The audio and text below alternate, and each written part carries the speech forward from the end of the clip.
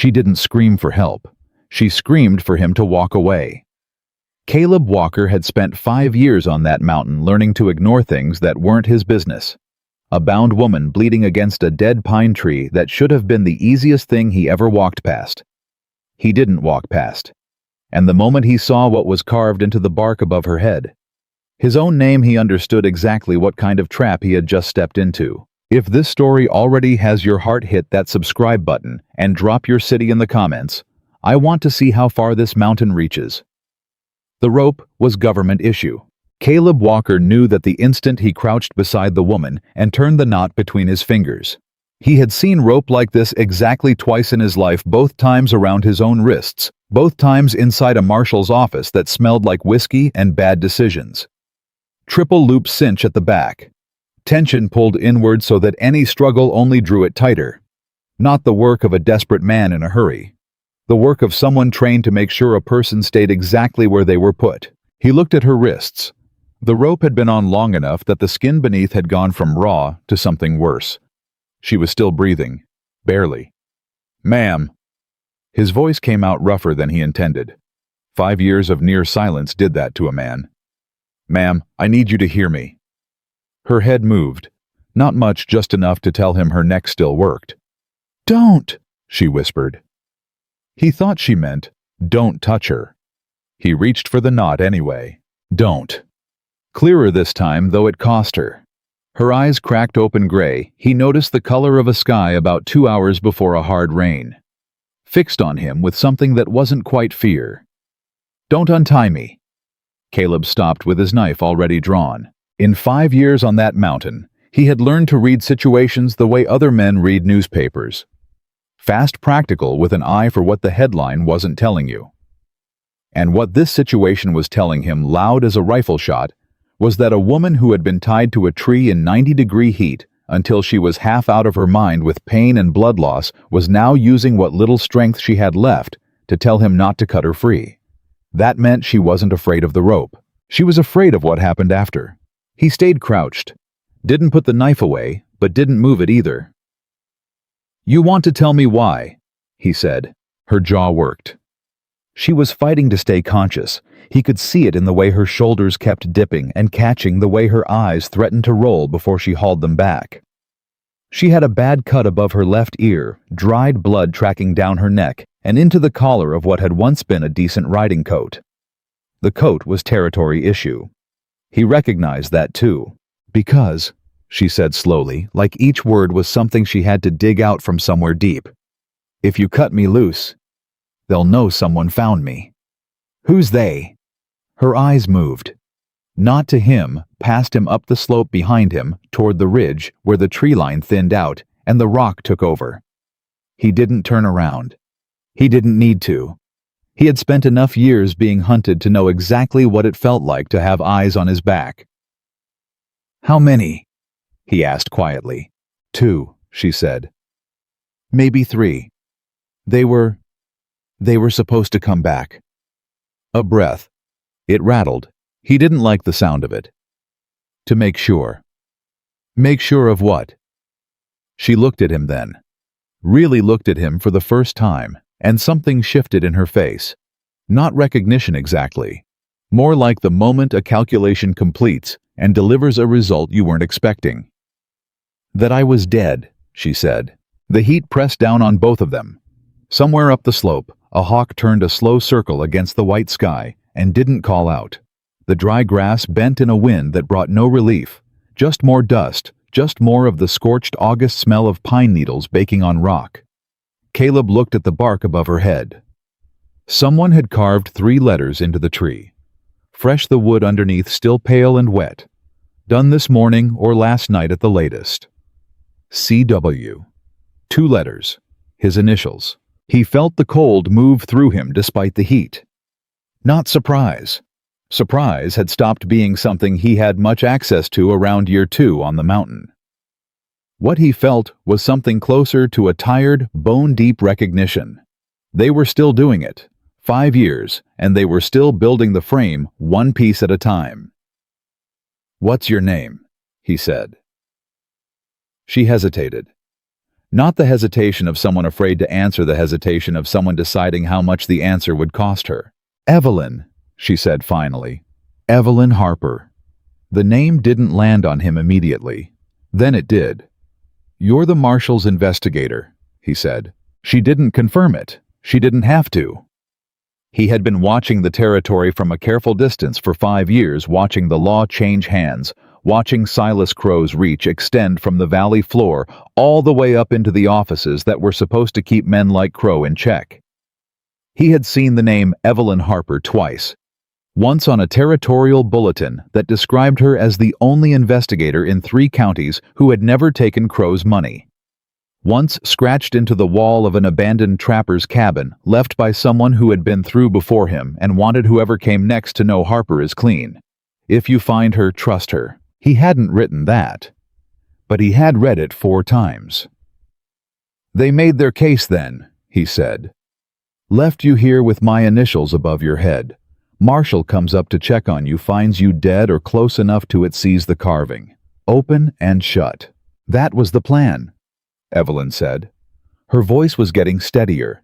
She was using the conversation to anchor herself. He understood, pulling herself back from the edge through sheer will, because will was the only tool she had left. "Crow's been building toward this for 3 months. He needed something that would let him call in federal support to flush you out. A dead investigator tied to your initials does that." "Does that bother you?" Caleb said. "That they used you as the bait?" "It bothers me," she said, "that I walked right into it." He almost said something then. He didn't.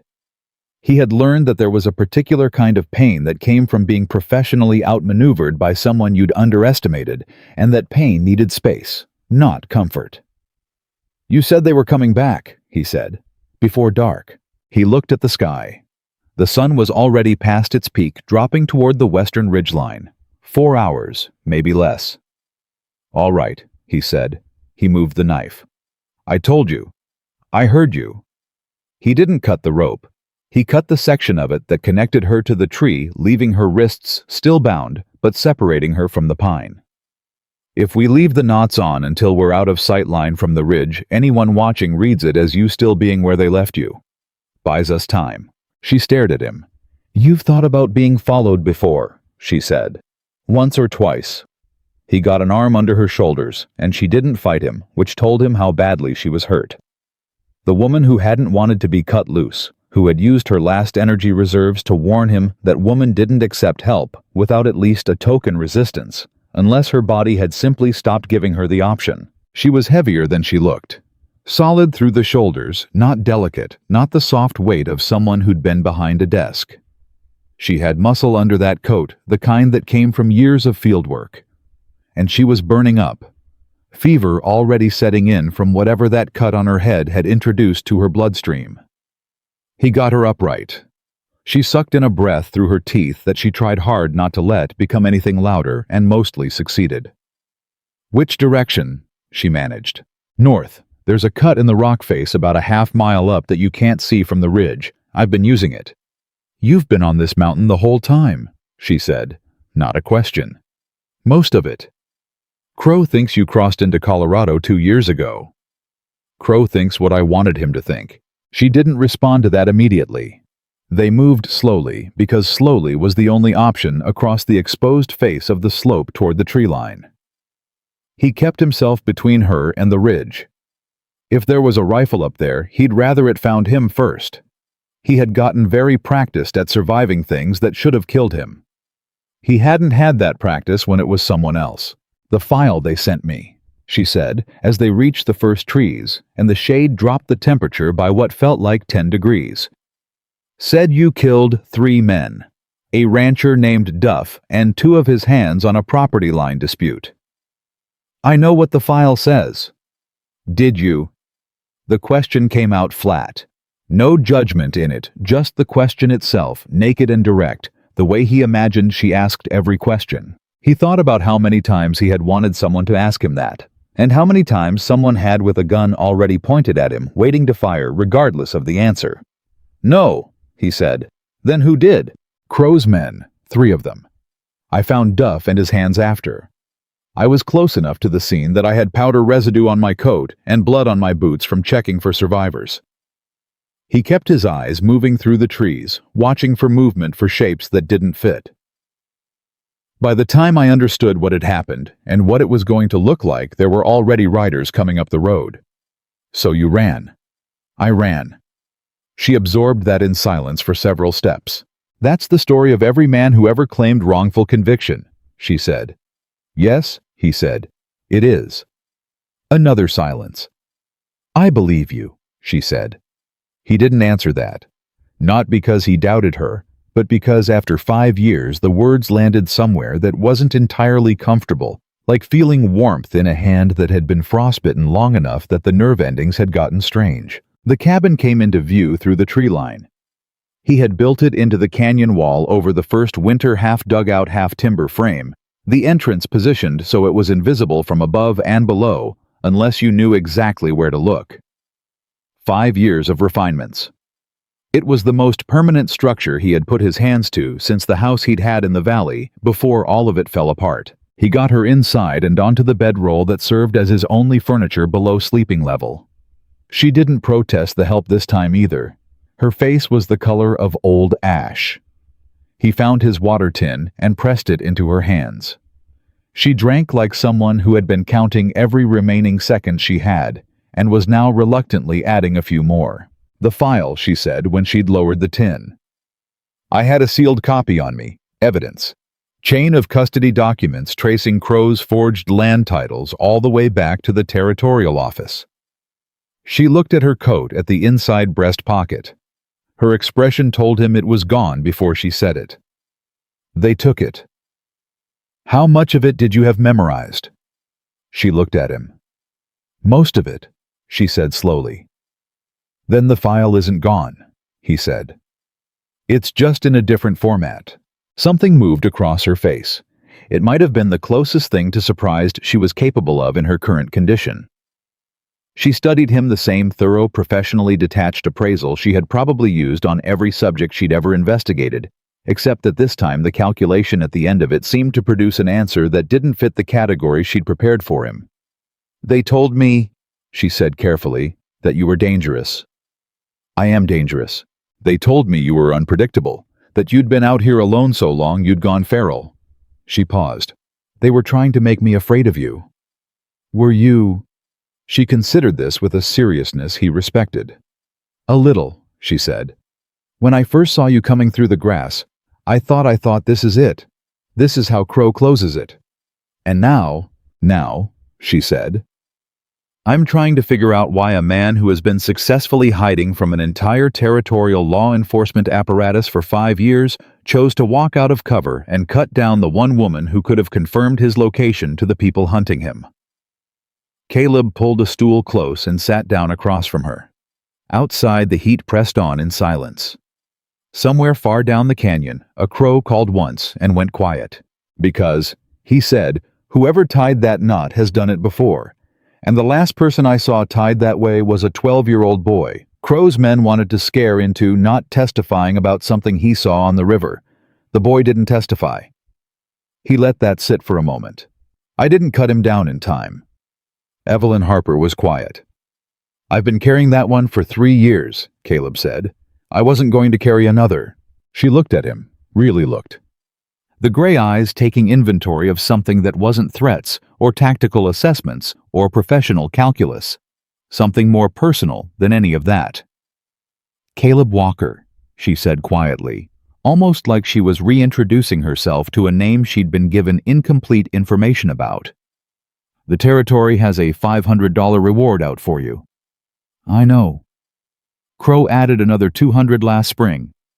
I know that too. I could turn you in, she said. Not threatening, just factual the way she seemed to do most things. Even now, even with what I know.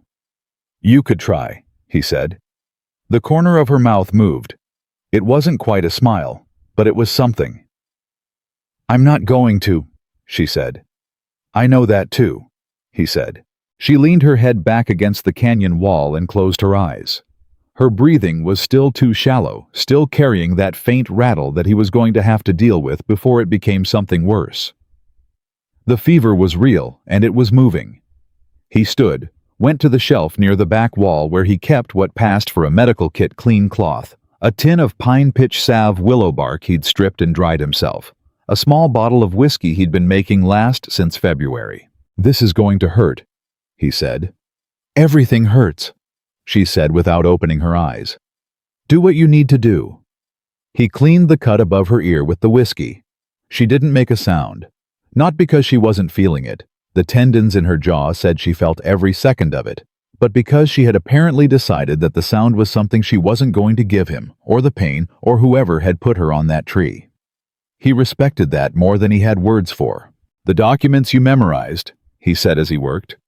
"Crow's titles, dates, names." When you're stable enough to sit up without tilting, we write them down. Everything you can recall. We build the case again from what you have in your head." "That's not legally admissible without the originals," she said. "It tells us where to look for the originals," he said.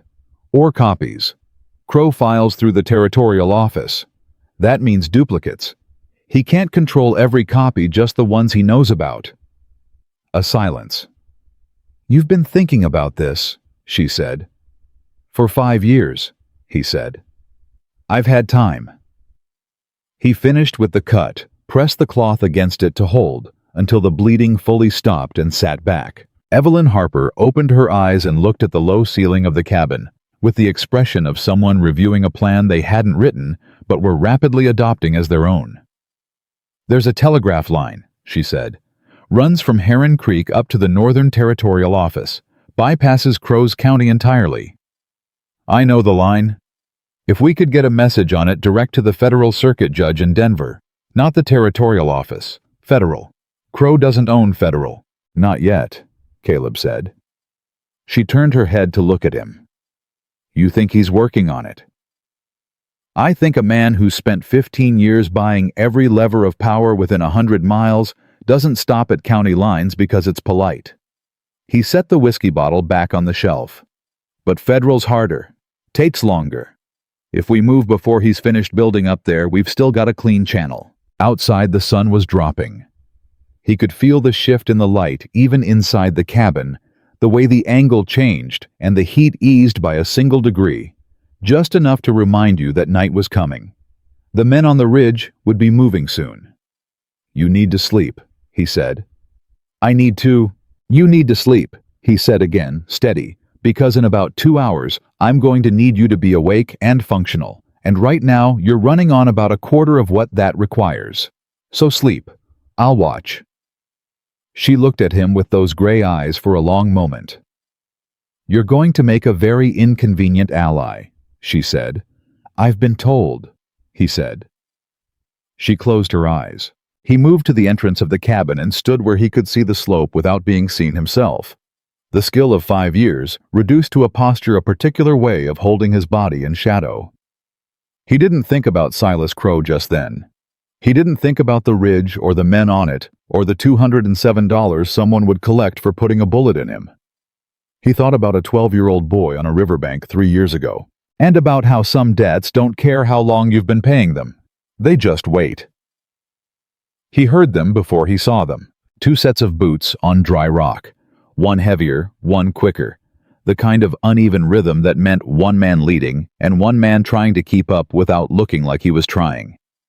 Caleb had been listening to the mountain long enough that he could read footsteps the way a preacher reads scripture. Confident on the approach, not cautious. Which meant they didn't know anyone was here.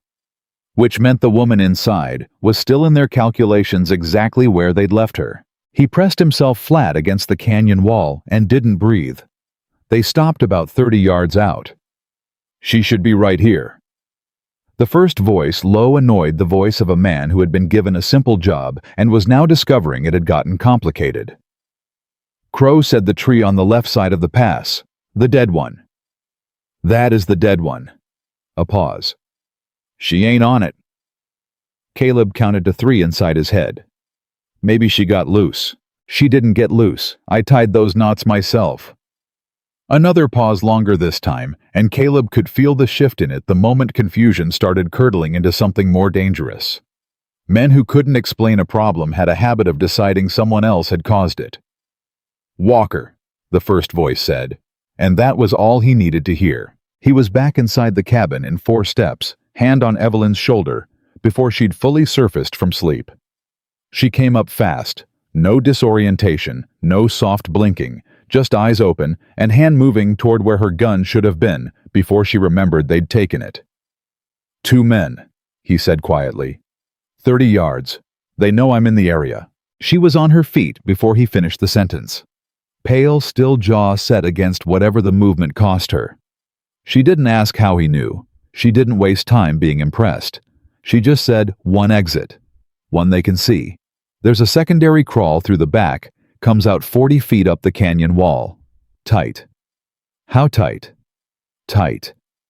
She looked at the entrance, looked at him, made the calculation in about 2 seconds flat. "You go high," she said. "I'll draw them to the entrance. You can barely stand." "I'm standing right now, aren't I?" He wanted to argue. He looked at her face and understood that arguing was going to cost him more time than it saved. "You draw them to the entrance." He said, "You stay inside the door frame. You don't step out." "I know how to handle a doorway." "They took your gun." She reached past him and lifted the spare revolver off the wall peg where he'd hung it that morning without thinking about it. Check the cylinder smooth, practice the check of someone who had done it 10,000 times. Snapped it shut. "Not anymore," she said. He went out the back. The crawl space was exactly as unpleasant as described, 30 feet of solid rock compressing down to a gap that required him to turn sideways and pull himself through on one arm, while the stones scraped the skin off his knuckles, and the August heat inside the rock turned breathing into a negotiation. He came out onto the canyon ledge above the cabin entrance and moved to the edge without sound the way the mountain had taught him. Below, the 2 men had found the cabin. They were standing about 15 feet from the entrance, and they had their guns out, not aimed at anything specific, just out the posture of men who had decided that pulling iron first was the safest philosophy when a situation had gone sideways. "Hello." The second man, younger voice, more uncertain. He was the one trying to keep up. "Anyone in there?" Silence from inside. "We know someone cut her down." The first man again steadier, doing the talking for both of them. "We ain't here to cause trouble. Just want to talk." Caleb watched him say it and noted that the gun in his hand was pointed directly at the cabin entrance. He noted that. Then the cabin door opened. Evelyn stepped into the doorframe, not out exactly as he'd said, but visible, and the sight of her standing upright when she was supposed to be half dead against a pine tree hit both men like a physical force. The younger one actually stepped back. "You want to talk?" Evelyn said. Her voice carried a clarity that had no business coming from a woman running a fever with a head wound. "Then put the guns down and talk." The first man recovered faster than his partner. "Ma'am, I think you better step out here slow and—" "I think," Evelyn said, "you better tell Silas Crow that his plan has a problem." That landed. Neither man moved. Caleb watched the first one's shoulders do the thing shoulders did, when a brain was working very fast and not liking any of the answers it was coming up with. He watched the younger one's eyes go to the tree line, looking for backup, looking for an exit, looking for someone to tell him what to do. "Crow, we don't know what you tied me to a tree with government rope," Evelyn said, "using a marshal's restraint knot, and you carved initials above my head that match the name of the man Crow has been trying to frame for 5 years. Now either you want to have an honest conversation about that or you don't.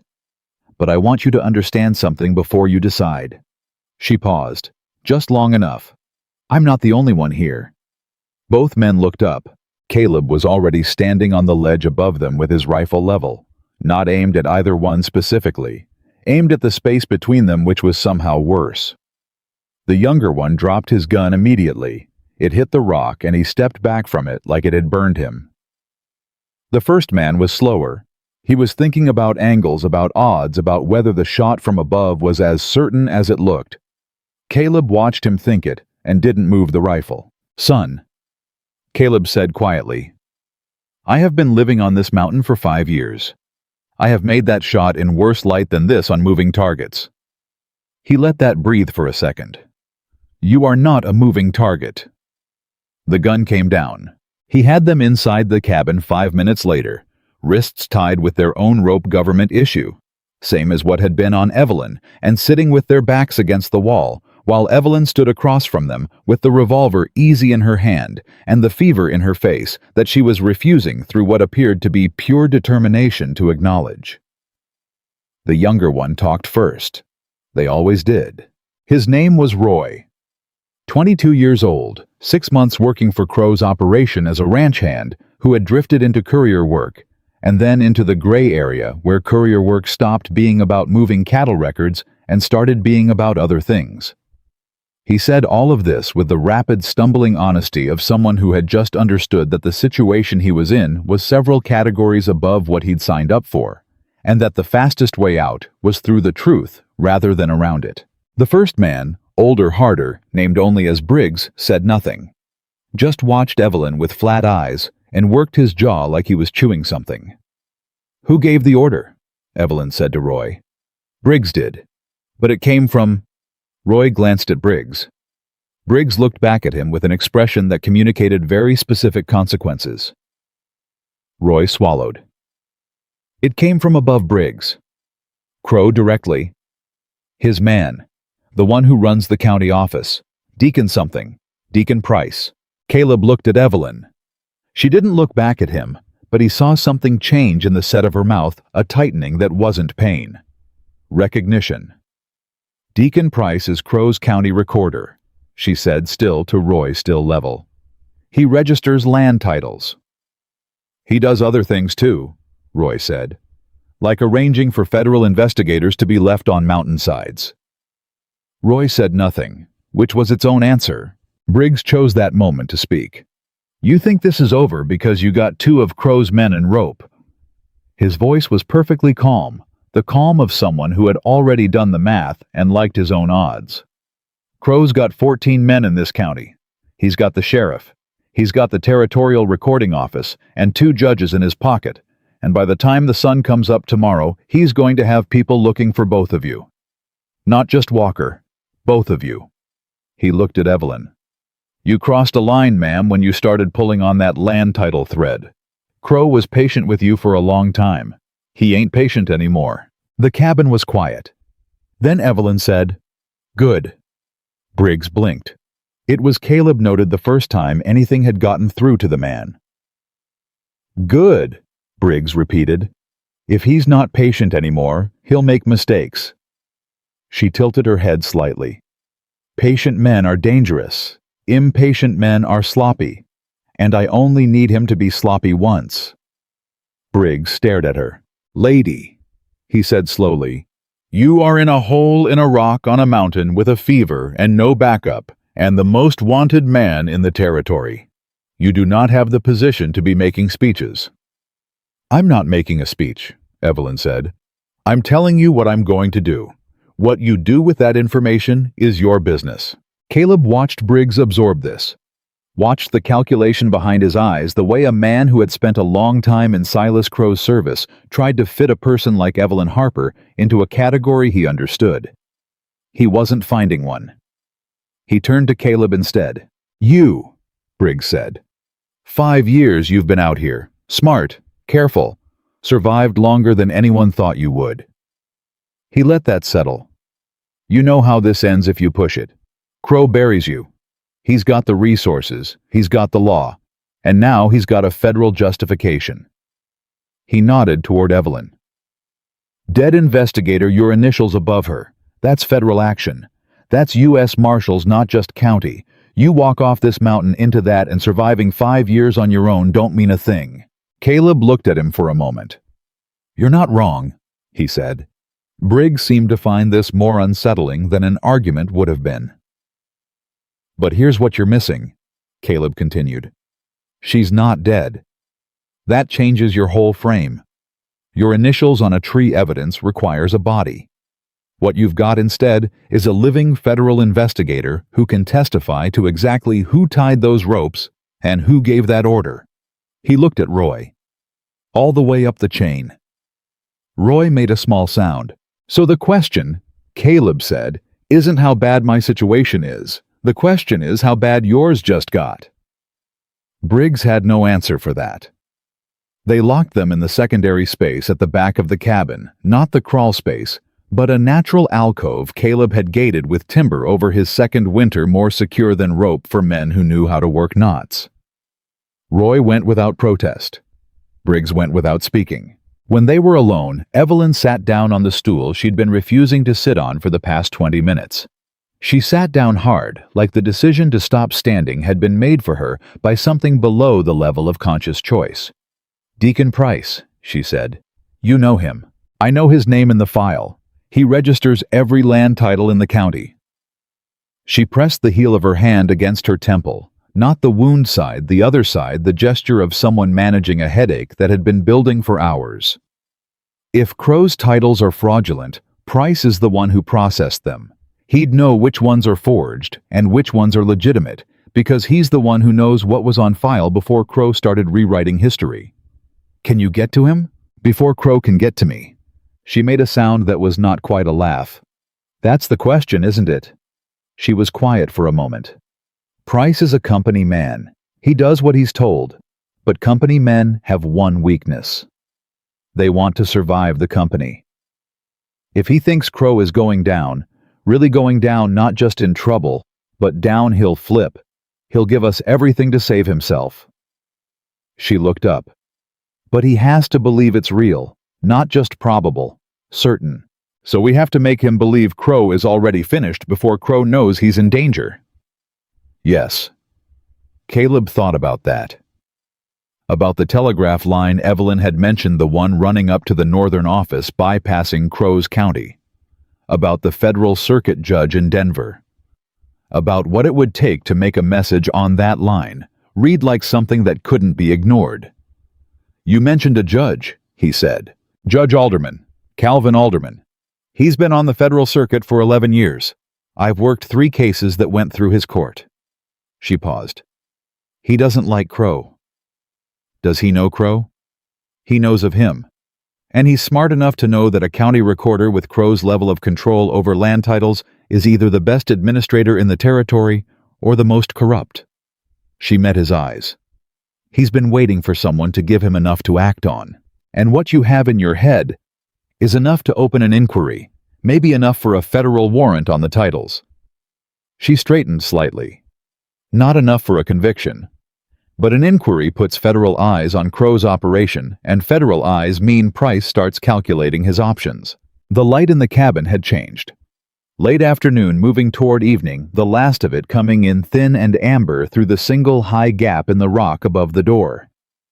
Outside, the mountain was doing what it always did, going on, indifferent, patient, turning its slow face toward night, with no opinion about the humans moving across its surface. Caleb stood up. "The telegraph station at Heron Creek," he said. "It's 8 miles north. Crow's men patrol the road, but there's a ridge route that stays off the main trail." "You've done it before." "Not with company." She looked at him steadily. "I can ride." "Ma'am, you can barely." "I can ride," she said again, and the way she said it told him that this particular argument was over. He could see it cost her to maintain that certainty, could see it in the careful way she was holding her spine, the slight discoloration at the corners of her eyes that meant the headache was worse than she was letting on. But the certainty itself didn't crack. It sat in her face like something load-bearing. He thought about telling her she was being reckless. He thought about telling her the sensible thing was to rest another 12 hours and move at first light with the fever down and her body less likely to fail her at a critical moment. He said none of it.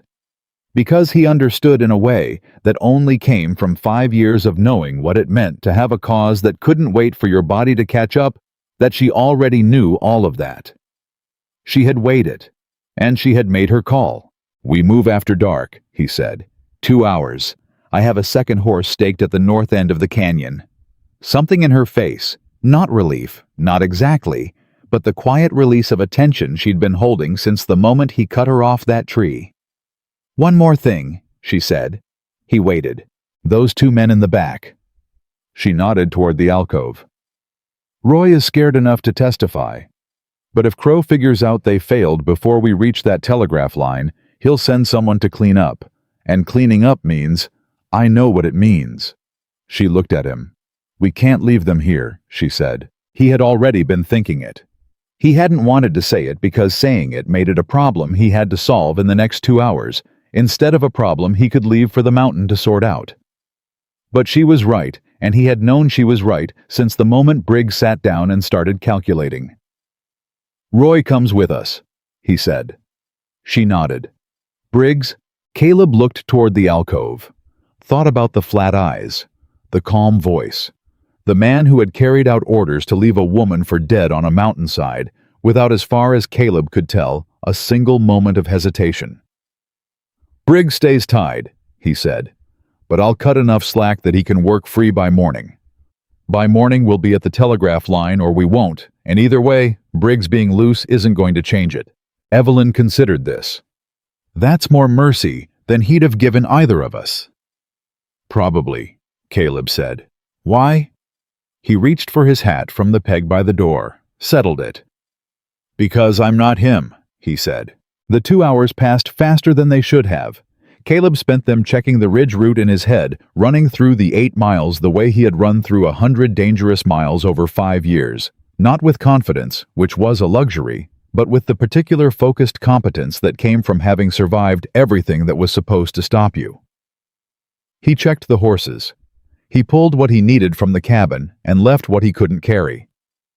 He made sure Roy understood in plain terms what cooperation looked like and what the alternative was, and Roy understood very quickly, because Roy was not a complicated man who had gotten into a complicated situation, which was a different and much more manageable problem than a complicated man in the same situation. Evelyn spent the 2 hours at the small writing surface he used for his own records, a plank of pine set into the wall, and she wrote. She wrote steadily with the focused efficiency of someone transcribing from a perfect internal record, the fever be damned. Title numbers, dates, names of buyers who didn't exist, land parcels registered twice under different names.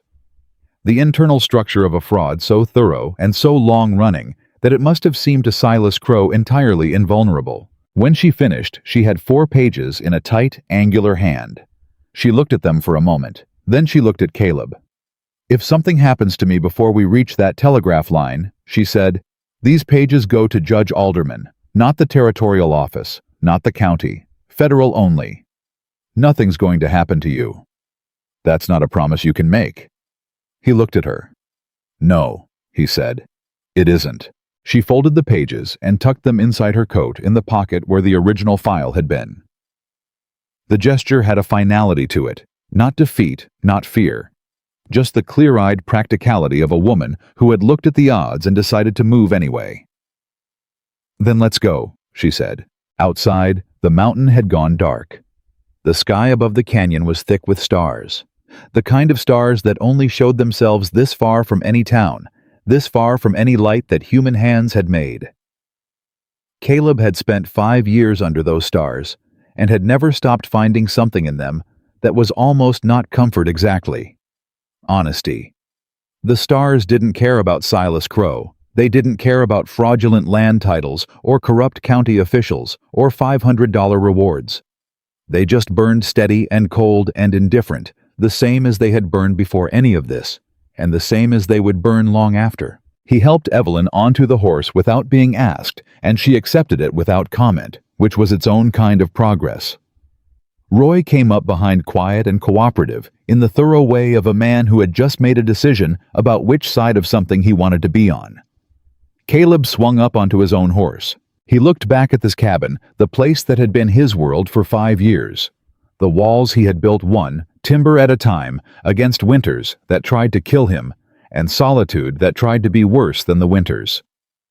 He hadn't known when he built it that he was building it to leave.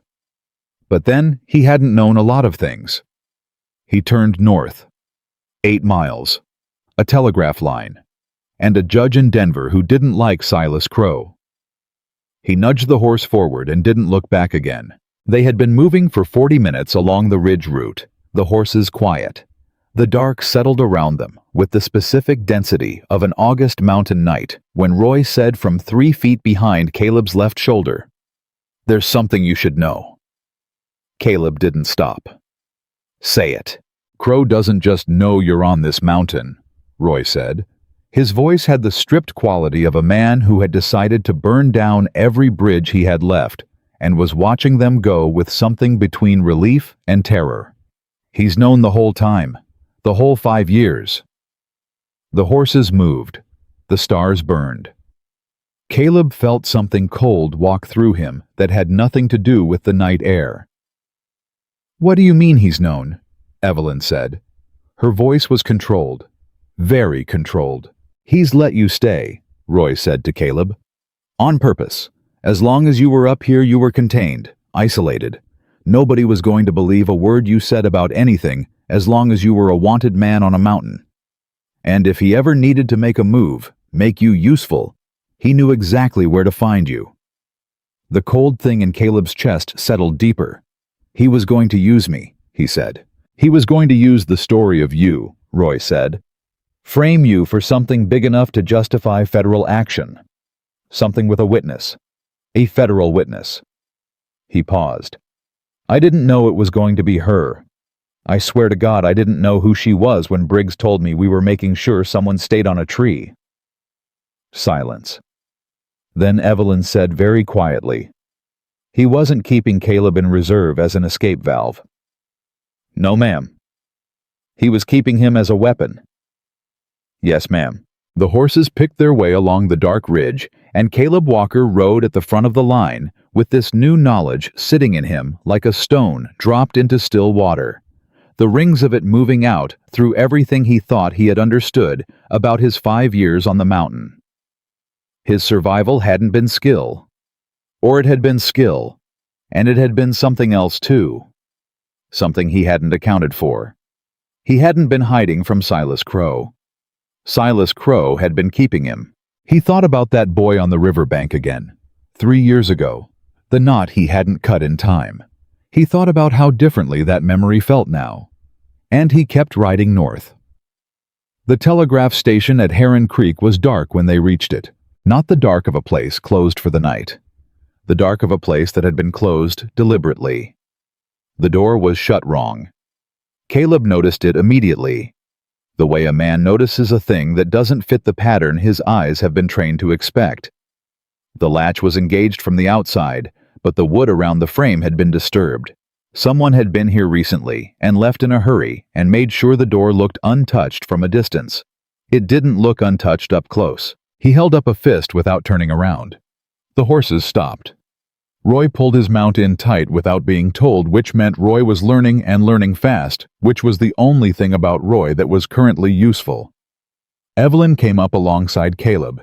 She looked at the door. She looked at him. "How long?" she said quietly. "Hour? Maybe 2. He studied the ground around the station entrance without dismounting. 2 men on foot. They came from the South Road, and they left the same way. Crow's people. Someone who knew to come here. He turned that over. Which means someone knew we'd try for this line. Evelyn was quiet for a moment. "Briggs?" Caleb looked at her. "We left Briggs tied but alive," she said. "We said that either we'd reach the telegraph line or we wouldn't, and Briggs being loose wouldn't change it." She met his eyes. "We were wrong." The cold thing that had settled in Caleb's chest during Roy's revelation on the ridge shifted, rearranged itself into something sharper. He had given Briggs enough slack to work free by morning. He had calculated morning as sufficient lead time. He had calculated wrong, because Briggs was not a man who needed a full night to work a knot. Briggs was a man who had been tying and untying knots his whole professional life, and the slack Caleb had left him had probably lasted 90 minutes at the outside. 90 minutes. Enough to reach a relay point. Enough to get a message moving south to wherever Crow kept his night operations. "How far to the next line?" Evelyn said. "Ridge Cross, 14 miles east." He looked at the sky. 2 hours until dawn, maybe less. "We'd be riding in daylight." Is there another option? He thought about it.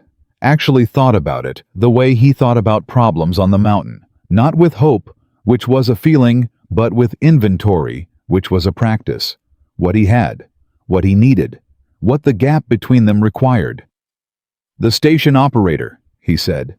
What about him? His name is Garrett, Elias Garrett. He's been running the station for 6 years.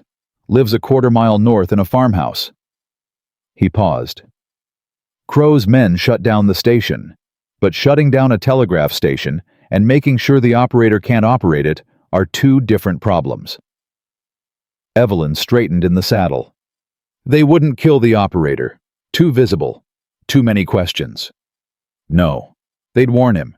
Tell him to stay home. Tell him the line's down for maintenance. But the line isn't down. No, Caleb said. It isn't. She looked at the station, looked north in the direction of the farmhouse, made the calculation the same way she made every calculation, fast, thorough, and without sentiment. We need him to open that station, she said. We do. And he's going to open his door in the middle of the night to the most wanted man in the territory. He might, Caleb said, if the right person does the asking. Evelyn looked at him. A long moment. I'll go, she said. You're running a fever and I'm a federal investigator with a badge that is still legally valid, regardless of what Crow's men did to the station. She was already pulling her coat straight, doing the small automatic things that people did when they were preparing to be seen. A scared telegraph operator responds to authority.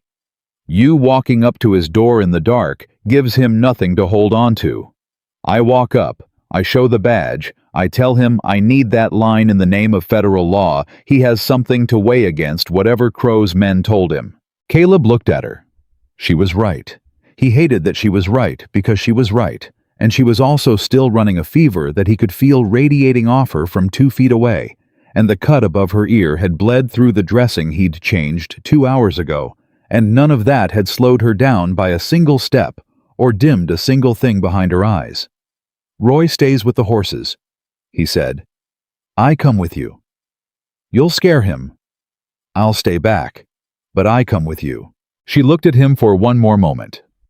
Then she dismounted carefully with the controlled precision of someone managing pain they have decided is irrelevant and started north. Elias Garrett answered the door in his boots and his shirt with a lantern and the expression of a man who had not been sleeping, but had very much wanted to appear as though he had.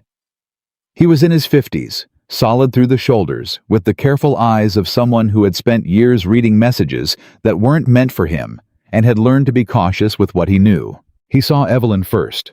The badge, the condition of her, the bandaged head, the fever brightness in her face, the ride-worn coat. Then he saw Caleb behind her at the edge of the lantern light, and his hand tightened on the door. Easy, Mr. Garrett, Evelyn said.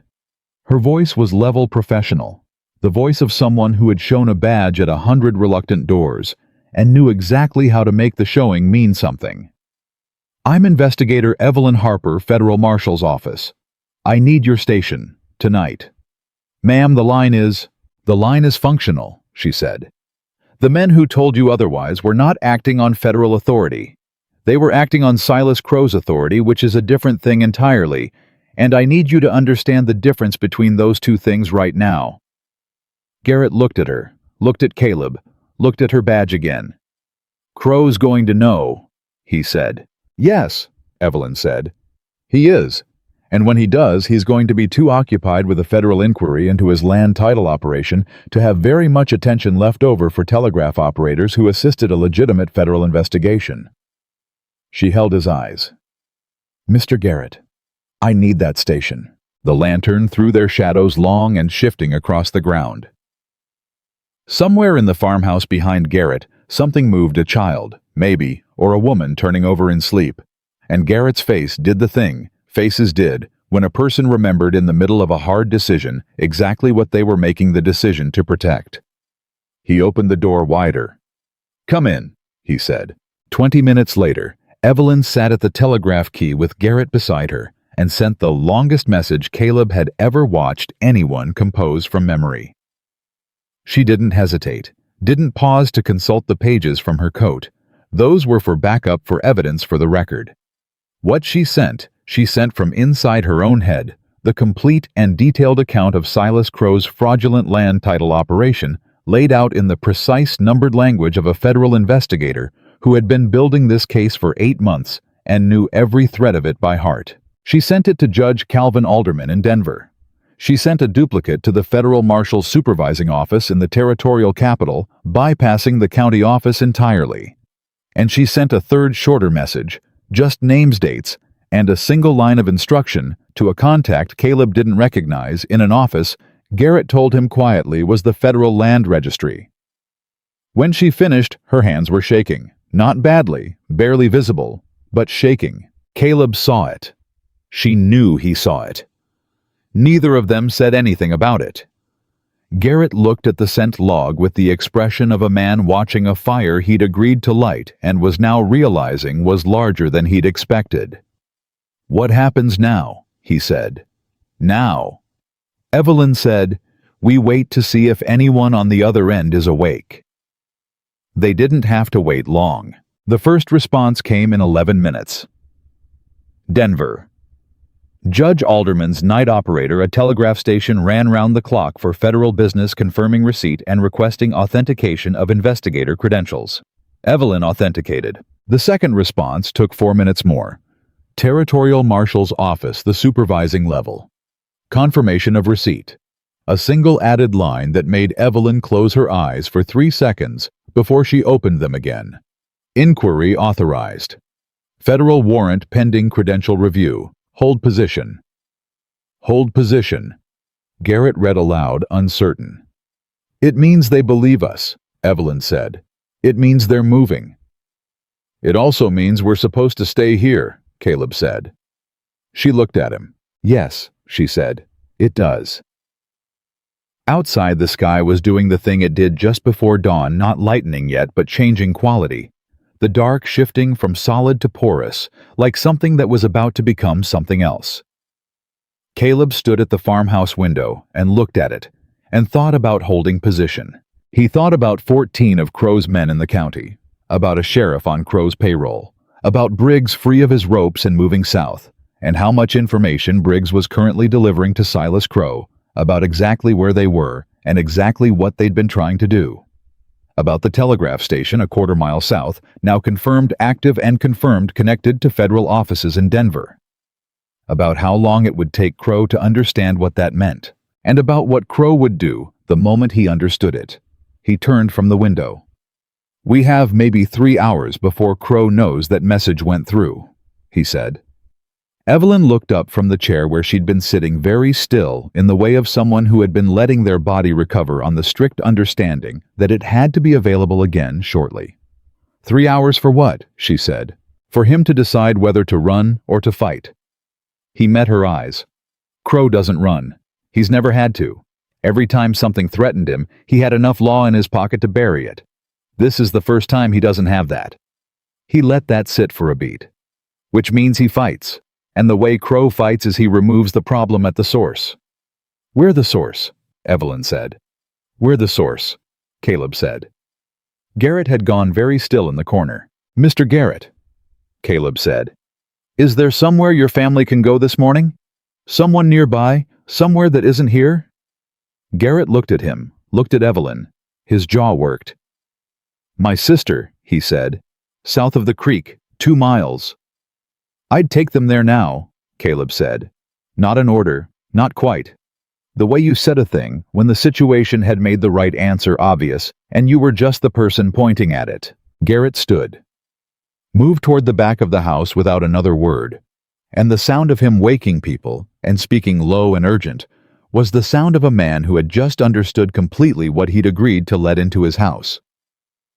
When he was gone, Evelyn said, "You think Crow will come here?" "I think Crow will send someone here. He'll come to the station." Caleb moved away from the window.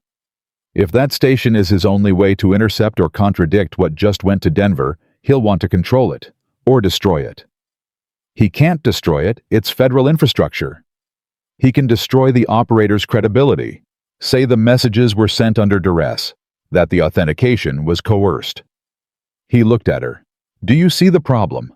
She saw it. He watched her see it. The quick, careful intelligence behind those gray eyes processing the new shape of the situation, finding the weak point in what they'd just accomplished. "Garrett," she said. "Garrett is the only person besides us who can confirm those messages were sent voluntarily." He held her gaze. "If Crow gets to Garrett before the federal response arrives, then it becomes our word against Crow's," she said. "And our word is a wanted man and a compromised investigator who was found on a mountainside." "Yes." She stood up from the chair. The movement was not smooth. It had the quality of a person operating past what their body was currently offering, running on something that was not energy anymore, but was close enough to serve. She straightened, put her hand on the revolver. "Then Garrett doesn't go to his sister's alone," she said. "No. Roy," she said. Caleb nodded. "Roy takes Garrett and his family south, stays with them, keeps his head down. And if anyone asks Roy what he knows everything," she said. "And he's already scared enough to tell it." A pause. "That's 3 witnesses, Roy, Garrett, and me." "2 witnesses and a federal investigator," Caleb said. Something moved through her face. It wasn't vanity, it wasn't personal. It was the thing that happened when a professional was reminded that their status, their years, their credibility still meant something even when the people who'd sent them into the field had been bought. "Right," she said quietly. 2 witnesses and a federal investigator. They got Roy and Garrett sorted in 15 minutes. Roy, to his credit, didn't ask questions. He looked at Caleb, looked at Evelyn, looked at the Garrett family, standing in the farmhouse doorway, with the expression of people who had been very suddenly removed from the life they'd been living, and he said, "South Road to the creek crossing." And when Caleb said yes, Roy said, "I know it." And that was the entirety of his objection. Garrett paused at the door. He was carrying a bag and his lantern, and the look of a man who was trying to find something adequate to say for a situation that was past the point where anything adequate existed. "Those messages," he said, "they went through clean. Good signal. No interference." "I know," Evelyn said. "I just—" He stopped. "I want you to know that I know what I sent, what was in it, and I know it's true. I've been watching Crow operate in this county for 6 years, and I know what I know." He met her eyes. "You've got a witness in me that goes beyond just operating the key." Evelyn looked at him for a moment. "Thank you, Mr. Garrett," she said. And she meant it completely without the professional wrapper. Just the words direct and real. He nodded, followed his family into the dark. They were alone. Caleb looked at Evelyn. "The station," she said. "The station," he agreed. They went back.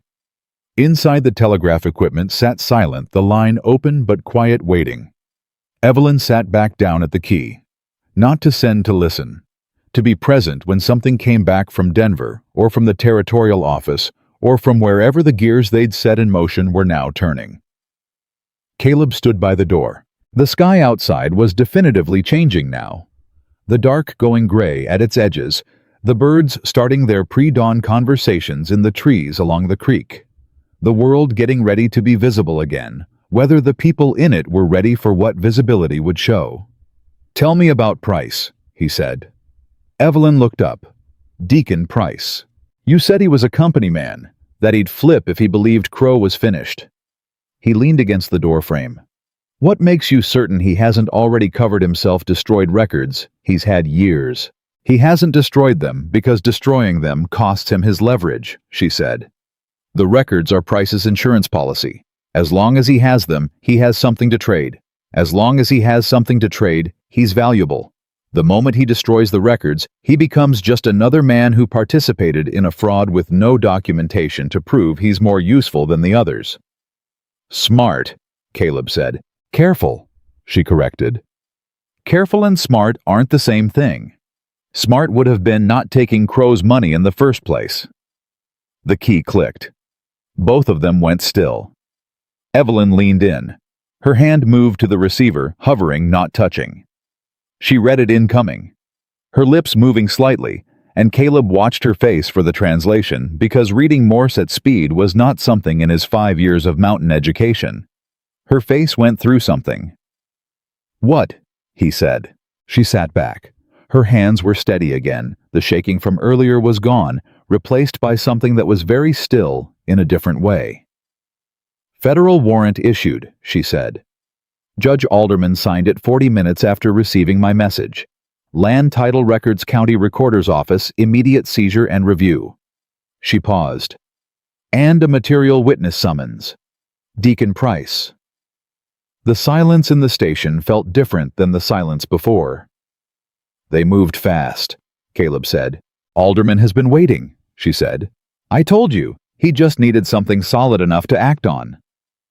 "Does Price know yet?" "The summons goes through the federal marshal's office in the territorial capital, not the county." She was thinking out loud now, running the logistics the way she ran everything, with the sequential, unflinching clarity of someone who had been trained to see consequences 3 steps ahead. Price won't know until federal marshals show up at the county recorder's office. If that happens before Crow can warn him, Price panics, Caleb said. "Price talks," she said, "to whoever is there when he panics. And federal marshals showing up at his door before Crow shows up at his door is the difference between Price being a witness for the prosecution and Price being a loose end that Crow needs to manage." Caleb was already doing the math. The territorial capital was east full day's ride. Federal marshals moving fast with a warrant on horseback 8 hours, maybe 7. Crow's men were already moving. Roy's information, Briggs's escape, and the station shutdown. Crow knew something had gone wrong with his plan. He didn't know yet what shape the wrong had taken. But he would. "How much time before Crow figures out that warrant exists?" Caleb said. "He'll know when his man at the territorial office sees the paperwork," Evelyn said. "He has a man there, I'm certain of it. Maybe 2 hours, maybe less." "And Price is in town." "County recorder's office. He's there every morning by 7. It's nearly 6. She met his eyes. The thing that passed between them in that moment was not a plan. A plan took longer. What it was the mutual recognition of a window narrow, closing the kind of window that you either went through or watched shut, with the understanding that it would not open again. "There's a road," Caleb said. "Cuts down from the ridge into town. 40 minutes on a good horse. I know it. You'd be riding into Crow's County," she said. "In daylight, with a warrant Price on your head. I'd be riding in to get to Price before Crow does." "Caleb, if Price gets Crow's version of events before he gets ours," he said, "he calculates different. He decides Crow can still protect him. And if Price decides that we lose the one person who can confirm every document in your file without us having to produce the originals."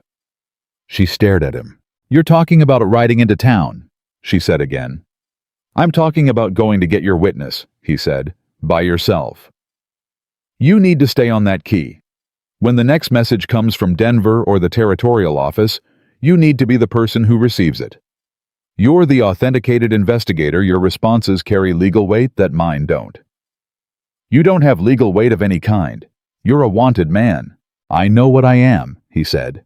And the way he said it was very quiet, not hard, not defeated, just the plain statement of a man who had been living inside that particular fact for 5 years and had developed an accurate and unromantic relationship with it.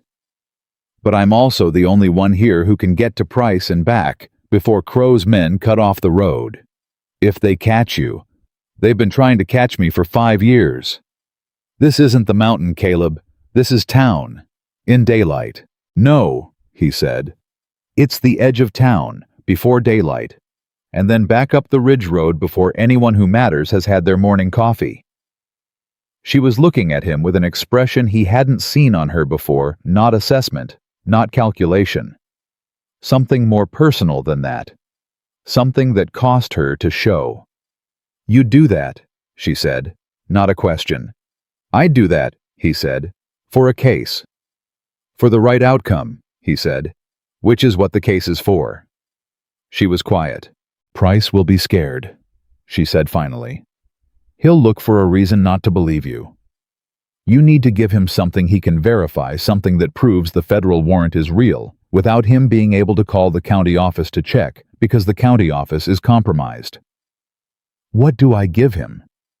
She reached into her coat, pulled the folded pages, the ones she'd written at the cabin by lantern light, the full reconstruction of Crow's operation from memory.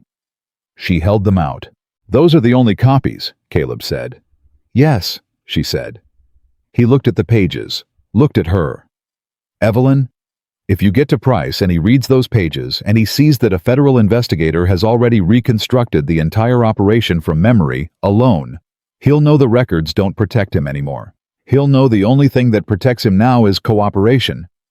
Her hand was steady, holding the pages out. "Take them."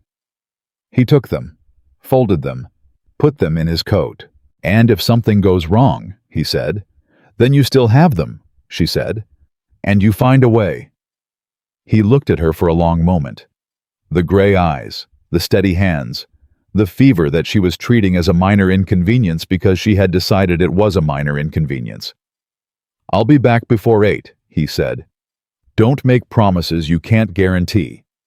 "I'm not promising," he said. "I'm planning." Something moved across her face again, that thing that wasn't quite a smile, but occupied the same space. "Go," she said. He went. The road to town cut down through rock and dry timber at a pitch that would have been impassable in winter and was merely aggressive in August. Caleb rode it in the gray pre-dawn at the speed of a man who knew exactly how much he could ask of a horse on a grade, and exactly where the margins were, because he had ridden this ridge in the dark twice before in different years, for different reasons. And the mountain had a long memory, and so did he. He was a mile from the edge of town when he heard the riders. Not ahead of him, behind him. 3 horses, moving fast, knowing the road. He didn't stop. He pushed the horse harder, came down off the ridge onto the flat approach road, and turned left through the back arrangement of buildings that served as the untidy rear face of a town that presented a cleaner front to the main street. He knew which building was the county recorder's office because he had looked at the town's layout from the ridge enough times to have memorized it. He knew which window faced the alley. He swung down from the horse at the alley entrance and tied the reins fast to a post and moved to the window. The window was lit. Price was already there. Caleb rapped on the glass 3 times quick, the kind of knock that said, "This is not a casual visit." Movement inside. A shadow. A face appeared at the glass, pale and startled, a man in his 40s with the look of someone who had not slept and was engaged in an urgent relationship with a pile of documents on his desk, documents he was burning. Caleb saw the small iron stove in the corner, the papers going into it, the smoke. He hit the window harder. "Price," he said through the glass. "Federal warrant. Your name is on it. Stop burning and open this window, or the next knock is a federal marshal's fist and you lose your chance to cooperate." The face at the window went through 5 different expressions in about 2 seconds. Then the window opened. "Who are you?" Price said, though his eyes said he already knew. "The man Silas Crow framed," Caleb said. "And the man who spent the night helping a federal investigator send the full account of Crow's land fraud to Judge Alderman in Denver." He reached into his coat and pulled out Evelyn's pages. "She reconstructed your records from memory, every title, every date, every forged buyer." He held them up so Price could see them. "The warrant doesn't need your originals anymore, but it does need you." Price stared at the pages. His hands, Caleb noticed, had stopped moving toward the stove. "Those riders behind me?" Caleb said, quieter, now steady, "are Crow's men. They are 3 minutes behind me. When they get here, they will tell you that Crow can protect you and that the federal action is containable and that you should sit tight and trust him." He let that breathe for exactly 1 second. "And Silas Crow has been telling people things like that for 15 years, and the people who believed him are not, generally speaking, doing well." Price's jaw was working. He looked at the stove, looked at the pages in Caleb's hand. "If I cooperate," he said, "if I give them the originals, what I haven't burned, federal protection, material witness, your testimony is worth more to them than your prosecution." Caleb held his gaze. But only if you move now. Right now. Before those riders reach this building. The sound of hooves on the main street a block over. Coming fast, slowing looking. Price made his decision.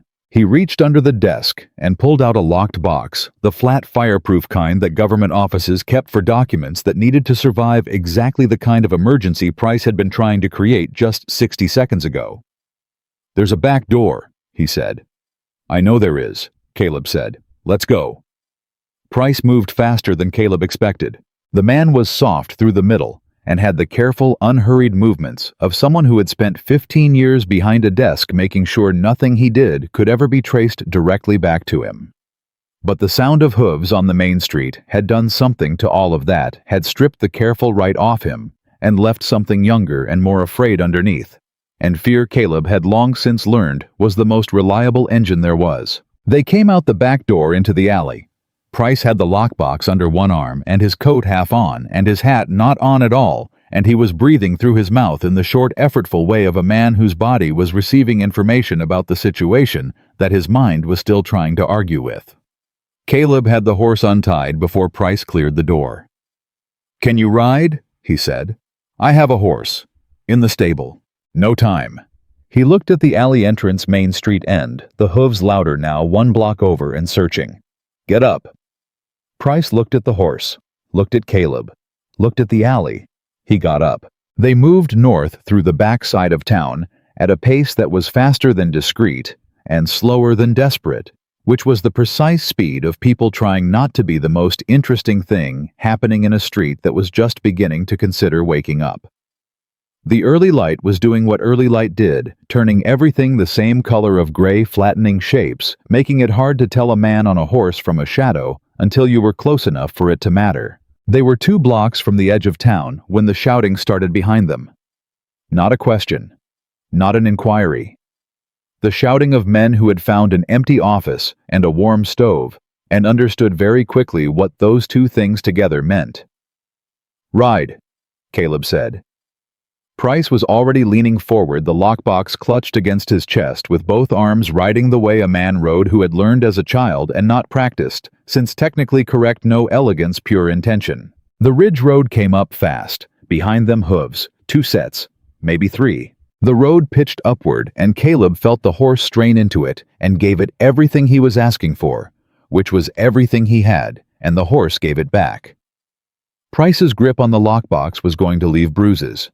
Neither of them spoke. The math of pursuit was simple enough that it didn't require discussion. They either reached the tree line before the riders behind them got close enough for a clear shot, or they didn't. They reached the tree line. The first shot came 2 seconds later high and left the shot of a man firing uphill at a moving target in poor light, which was among the hardest shots that existed. It hit rock somewhere above them and scattered. The second shot didn't come.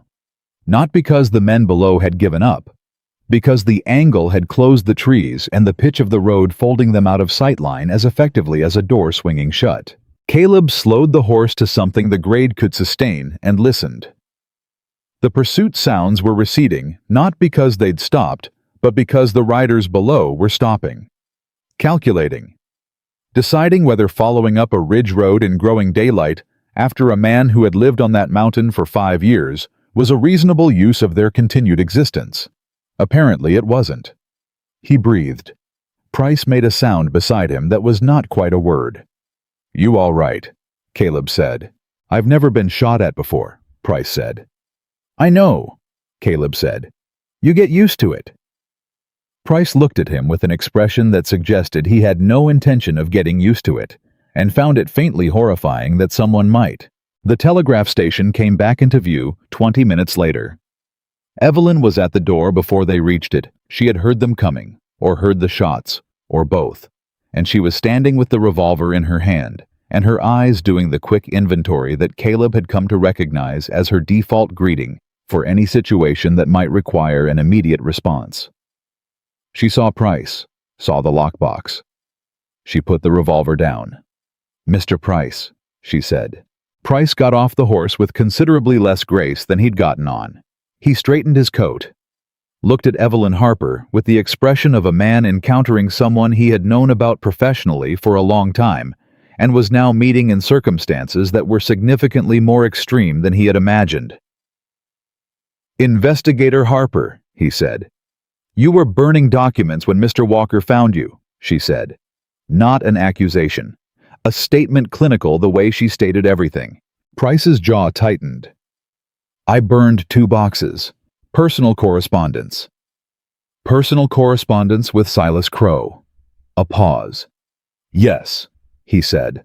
"How much of the title documentation survived?" He lifted the lockbox. "All of it," he said quietly. "I couldn't." He stopped, looked at the box in his arms, looked at something that wasn't in the room. 15 years. I've been keeping these for 15 years, telling myself they were insurance, telling myself that as long as I had them, I had options. His voice had gone flat in the way that voices went flat when a person was deciding to stop performing and just say the thing. And then this morning, Crowe's man came to the office before sunup and told me to burn everything and come to the Crowe Ranch and wait for instructions, and He stopped again. "And you didn't go," Evelyn said. "I started burning the correspondence," Price said. "But I couldn't burn the titles. I couldn't." He shook his head. "Those titles represent real land, real families. People who settled on ground they thought was theirs, who built on it and worked it, and don't know yet that Crowe has paper saying he owns what they're standing on. I know every one of those parcels. I know the families." He set the lockbox on the table beside the telegraph equipment. "I processed the fraud. I know I did. But I couldn't burn the evidence that might give those families their land back." The station was quiet. Evelyn looked at him for a long moment. "That decision," she said, "is the most important one you've made in 15 years. Price nodded slowly. The relief on his face was the kind that didn't feel like relief, yet the kind that came before you understood that the thing you'd been dreading was actually less terrible than carrying the weight of it had been. Caleb stood by the door and said nothing because this was not his moment, and he understood that. The telegraph key clicked. Evelyn was at it in 3 steps. She read it, and Caleb watched her face, and her face told him something significant had happened before she said a word. "Federal marshals departed the territorial capital at 5 this morning," she said. 7 men. Full warrant authority. She looked up. "Estimated arrival county line midday." Price exhaled. "That's 6 hours," Caleb said. "Closer to 5 now," she said. She looked at Price. "Crowe will know the marshals are coming before they arrive.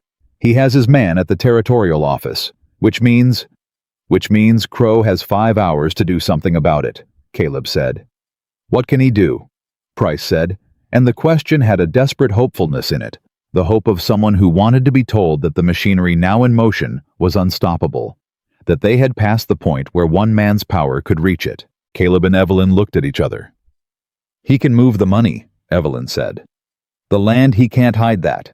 The titles are what they are, and we have them now. But cash holdings accounts assets he's built on top of the fraudulent foundation, those he can move if he has time."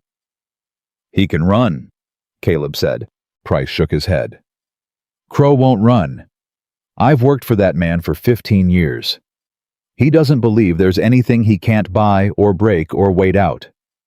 He said it with the weary certainty of someone describing a natural law. "He's going to come at this.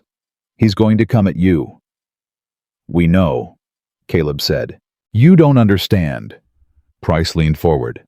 "He has 14 men, armed, loyal, or paid enough to act loyal, which is the same thing in the short run.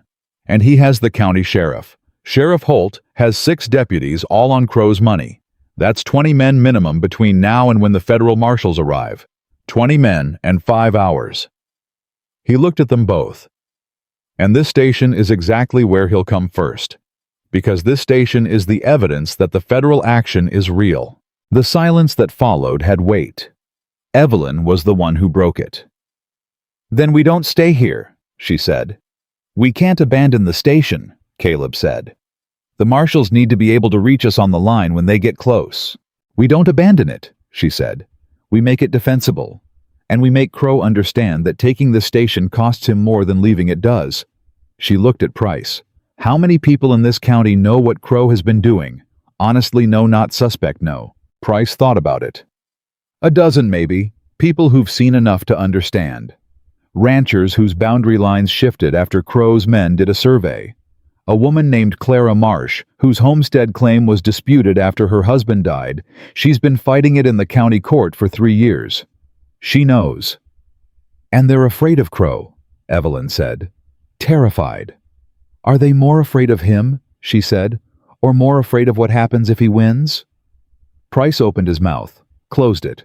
"Because if there are people in this county who know what Crow has been doing," she said, "and who understand that federal marshals are coming with the documentation to prove it, and who understand that Crow's last move before those marshals arrive might include removing the witnesses." She let that sit. Fear of Crow and fear of what Crow will do are two different things.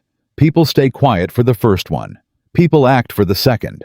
"You want to tell them," Price said slowly. "You want to tell the people in this county that Crow is going to move against them today.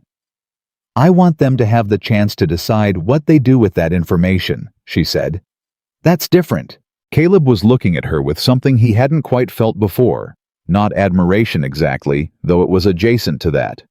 It was the feeling of watching someone operate at the full capacity of what they were built to do when the circumstances finally matched what they'd been built for. Like seeing a tool used correctly for the first time. "The Marsh woman," he said to Price. "Where is she?" "Her homestead is 3 miles west of here. She'll be up by now. She's a rancher. She doesn't sleep past first light." "Who else closest?" Price thought. Named 3 more names. Gave locations. Gave brief assessments of each. "This one has 2 sons. This one has a rifle and knows how to use it. This one is old, but the whole community listens to her." Caleb looked at Evelyn. "I'll go," he said. "You just rode into town and back." "Horses rested 20 minutes. That's enough." She looked at him with those gray eyes doing the calculation she always did, honest and fast and without sentiment. "Clara Marsh first," she said. "She's the one who'll bring the others." He was out the door before she finished the sentence. The next 2 hours moved, the way hours moved when everything that mattered was happening just outside the range of what any one person could see. Caleb rode west to the Marsh homestead and found Clara Marsh exactly where Price had said she'd be in the yard, working the kind of woman who had absorbed enough hard years that she'd stopped distinguishing between work and existing. She was in her 50s, built like someone who had been arguing with the land her whole life, and had mostly won with eyes that went to Caleb's face and stayed there when he told her who he was. She didn't back up, didn't reach for anything. "Caleb Walker," she said. "Yes, ma'am." "They said you killed 3 men." "They said a lot of things," he said. "Some of them were even about real events." She looked at him for a long 3 seconds. "My husband used to say that Silas Crow was the kind of man who owned the law the way other men owned livestock. Feed it work, it sell it when you're done with it." "Your husband was right," Caleb said. "My husband is dead," she said, "and Crow is trying to take the land he left me." She wiped her hands on her apron. "What do you need?" he told her.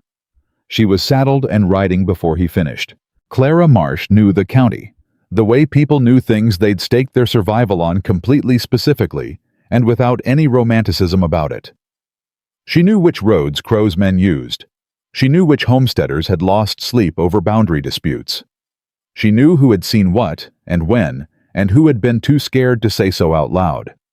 And she knew it turned out how to appear at a person's door at 7 in the morning and say exactly the thing that moved them from paralyzed to purposeful. By 9 o'clock, there were 11 people at the telegraph station, ranchers.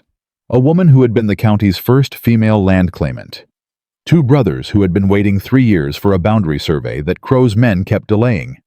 A retired mine foreman whose claim had been absorbed into Crow's holdings after a paperwork error that wasn't an error. Garrett, the telegraph operator, had come back, leaving his family at his sister's because he had decided that his testimony and his professional capacity were more useful at the station than his body was at a farmhouse 2 miles south. They stood in and around the small station building, and Evelyn stood among them and laid it out. Not a speech. She wasn't a speech-making person. Caleb had established that by now. She laid out facts. What the documents showed. What the federal warrant covered. What the marshals were carrying, and when they would arrive.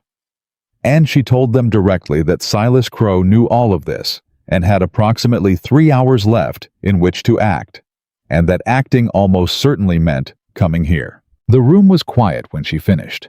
Then the mine foreman said, "What do you need from us?" Caleb watched Evelyn look at 11 people who had every reason to be afraid and were choosing to be here instead, and he watched something move across her face that she controlled quickly, but not quite quickly enough for him to miss. "I need you to stay," she said. "That's all. 11 witnesses are harder to disappear than 2. And if Crow sees this many people here, he has to calculate whether moving against this station is worth creating 11 more complaints to add to a federal file that already has enough to bury him. And if he decides it is worth it," Clara Marsh said.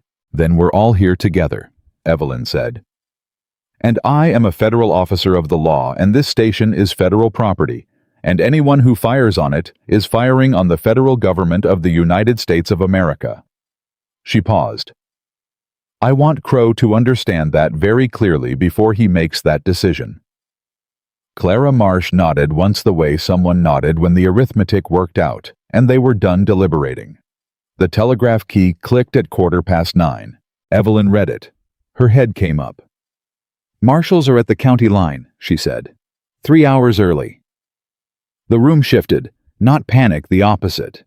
The kind of collective exhale that moved through a group of people when something they'd been holding their breath for arrived ahead of schedule. And then through the station window, they heard it. Horses. Coming from the south. More than 2 or 3. The specific gathering sound of a group of riders who were not trying to be quiet because they had decided they didn't need to be. Caleb was at the window. 12 riders. Crow's men. He recognized the ranch brand on the nearest horse from 5 years of watching from the ridge. At the front, a man in a gray coat on a gray horse, and even at this distance, even through the early morning light, the way the man sat, the horse communicated something that people like Silas Crow had spent a lifetime cultivating. The posture of someone who had never had to ask for anything twice. Crow had come himself. Caleb turned from the window. "He's here," he said. Nobody ran. Nobody reached for a door. The mine foreman moved his hand to the rifle he'd set against the wall when he came in. One of the brothers shifted his weight.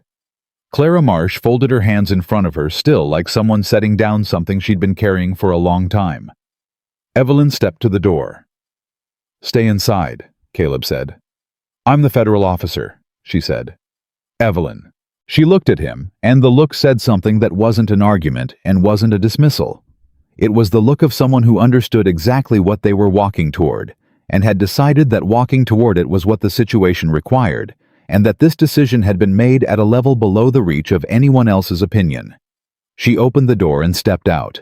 Crow pulled his horse up 15 feet from the station entrance. His men spread behind him, not charged, not aggressive, the spread of men who were waiting for instruction. Crow himself was exactly what Caleb had built him to be in 5 years of watching from a distance. A man who looked like power, the way certain mountains looked like permanence. Solid, patient, the absolute certainty of someone who had not encountered an obstacle that outlasted him. He looked at Evelyn. "Investigator Harper," he said. His voice was the voice of a man who was used to rooms adjusting to his arrival. "I'm glad to see you're alive. We were very concerned when you didn't check in." "I'm sure you were," Evelyn said. "There's been a misunderstanding," Crow said. "A serious one, and I take responsibility for the actions of people in my employ who—" "Mr. Crow," Evelyn said, "I have a federal warrant signed by Judge Calvin Alderman in Denver authorizing the seizure and review of all land title records processed through this county's recording office for the past 15 years. I have the county recorder in federal protective custody. I have 4 pages of reconstructed documentation of your fraudulent title operation sworn before a federal telegraph operator." She paused. And I have federal marshals, who are right now approximately 90 minutes from this station. Crow looked at her. Not with anger, with assessment. The same calculation he had been running his whole career. Caleb understood the one where he identified the cost of a problem, and then identified the available means of eliminating it.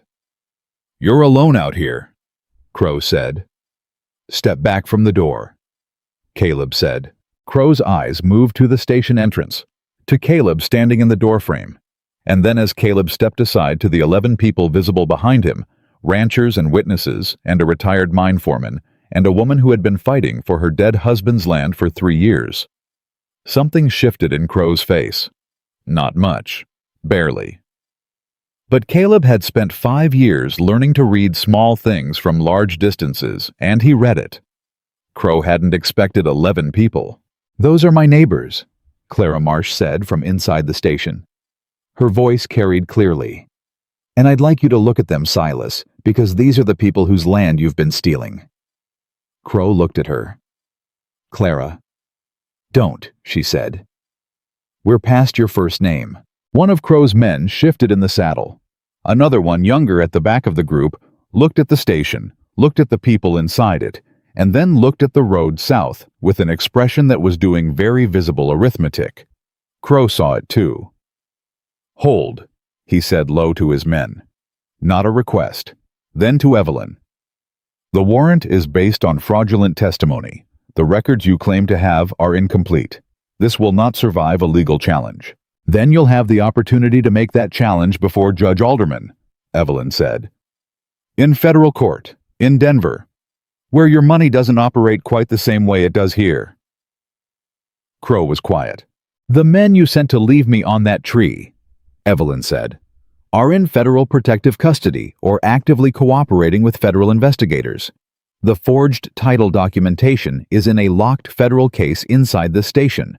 The county recorder is ready to testify." She held his gaze. "What exactly are you planning to do, Mr. Crow?" The question sat in the air between them, and Silas Crow, for the first time in 15 years, did not have an immediate answer. That was when the younger man at the back of the group turned his horse south. He didn't say anything. He just turned and rode slowly at first, and then faster, and the sound of it carried in the still morning air like a statement. 2 more men followed. Crow didn't turn to watch them go. He kept his eyes on Evelyn. But the going of those 3 men, the fracture line opening in the thing he had spent 15 years building, was in his face, even when his face was trying to not show it. "You think this is finished," he said. "I think federal marshals are 90 minutes from this station," she said. "And I think you have a choice about how the next 90 minutes go." A long silence. Then Crow said very quietly to the man directly to his right, his foreman, the one who had been with him longest.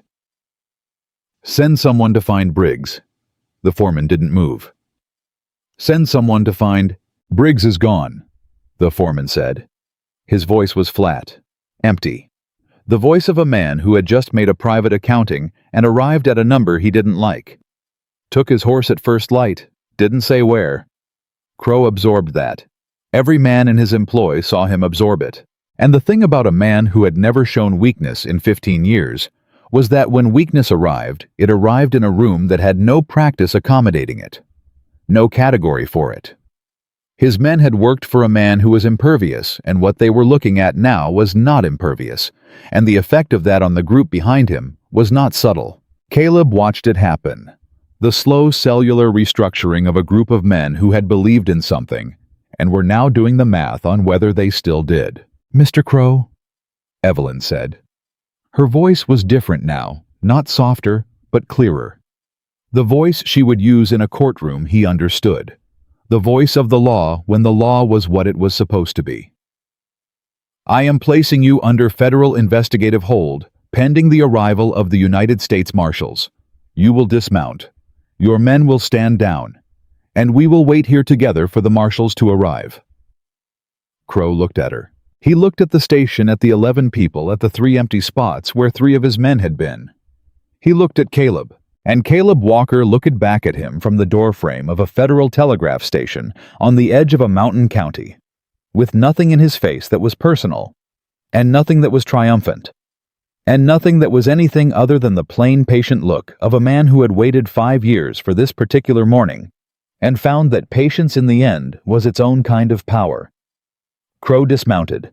He did it slowly, with the deliberateness of a man who was not surrendering, but was choosing and needed everyone watching to understand that distinction, even if the outcome was the same. His boots hit the ground. He handed his reins to no one and let them fall. His remaining men looked at each other. Then one by one they stepped down. The mine foreman inside the station let out a long, quiet breath. Clara Marsh made a sound that was not a word. Evelyn didn't move from where she stood. She waited until every man was off his horse, and then she said, "Thank you, Mr. Crow," in the tone of someone closing a ledger on a long account, and turned to walk back to the station door.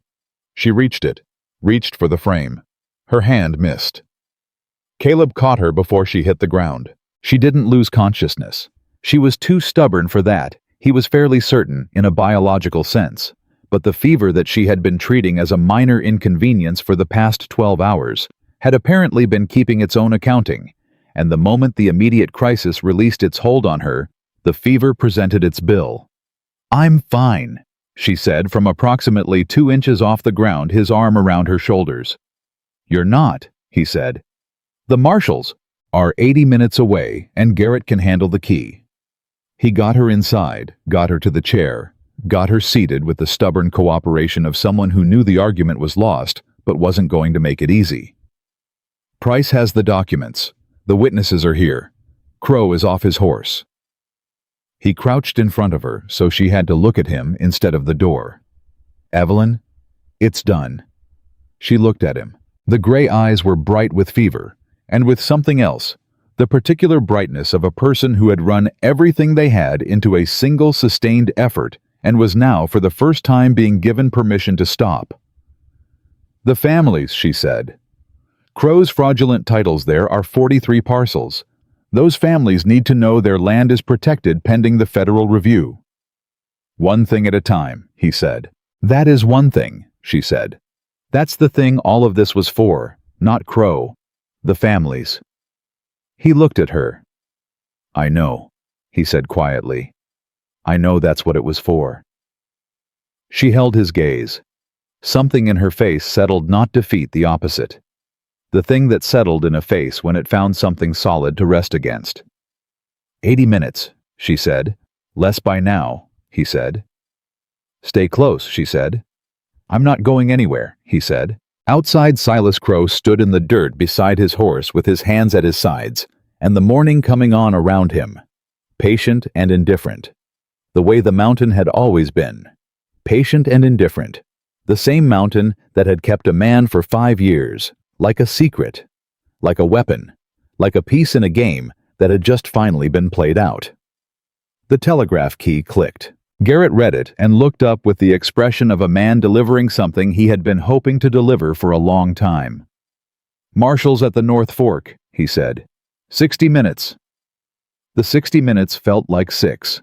Evelyn sat in the chair by the telegraph key, with the fever doing what fevers did when they had been ignored long enough, making themselves impossible to ignore any further. Her hands were steady when she needed them steady. When she didn't need them for anything specific, they shook fine and fast the way a tuning fork shook after you struck it. She had stopped pretending not to notice. That was something Caleb thought. Progress may be in the direction of letting the situation be what it was instead of what she needed it to be. Outside, Crow's remaining men had arranged themselves in the particular way of people who were no longer a unified force, but hadn't yet accepted being individuals, clustered loosely talking in low voices, the occasional glance at their employer, who stood separate from all of them, and had not spoken since dismounting. Crow himself had found a post to lean against, and was leaning against it with his arms folded and his eyes on the middle distance, performing a composure that was costing him considerably more than composure usually cost. Caleb watched him through the window. Price came up beside him. "He's calculating," Price said quietly. "He's been calculating since he got off that horse.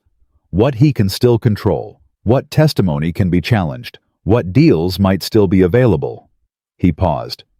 "He's spent 15 years getting out of things. He doesn't know yet how to be inside something he can't get out of." He's going to try something, Caleb said. He's going to try something with words, Price said. That's all he has left. He'll try to negotiate, offer up smaller men to protect himself, suggest cooperative arrangements with the federal investigators. He looked at Caleb. He's going to try to make himself useful. Can he? Price thought about it honestly. Some of the men he can give up are genuinely significant. The sheriff, the territorial office contact. There are judges county level, but still. He paused. A prosecutor who knows what he's doing could use Crow's cooperation to build a much larger case. And Crow walks. Crow reduces his exposure, Price said carefully. It's not the same as walking, but it's not what those families outside deserve either. Caleb looked at the post where Crow was leaning, at the arms folded across the chest, at the eyes that were still even now moving through calculations. That's Evelyn's problem to navigate, he said. And the judges, not mine. No, Price agreed. Yours was getting us all here. The telegraph key clicked, and Garrett was on it before the sound finished. He looked up, said, Marshals are at Heron Creek Crossroads, 20 minutes. Evelyn tried to stand. Caleb's hand on her shoulder not heavy, just present. I need to be outside when they arrive, she said. You need to be upright when they arrive, he said. Which means you stay seated until they're close enough that standing is worth the cost. She looked at his hand on her shoulder. He didn't move it. You've gotten very comfortable telling a federal investigator what to do, she said. You've gotten very comfortable letting me, he said. She didn't answer that, but she stayed seated. The next 20 minutes had the specific quality that minutes had when a room full of people was all measuring the same distance. The 11 witnesses talked quietly among themselves. Garrett stayed at the key. Price sat with the lockbox between his feet and his hands laced over it like a man in church with a hymnal.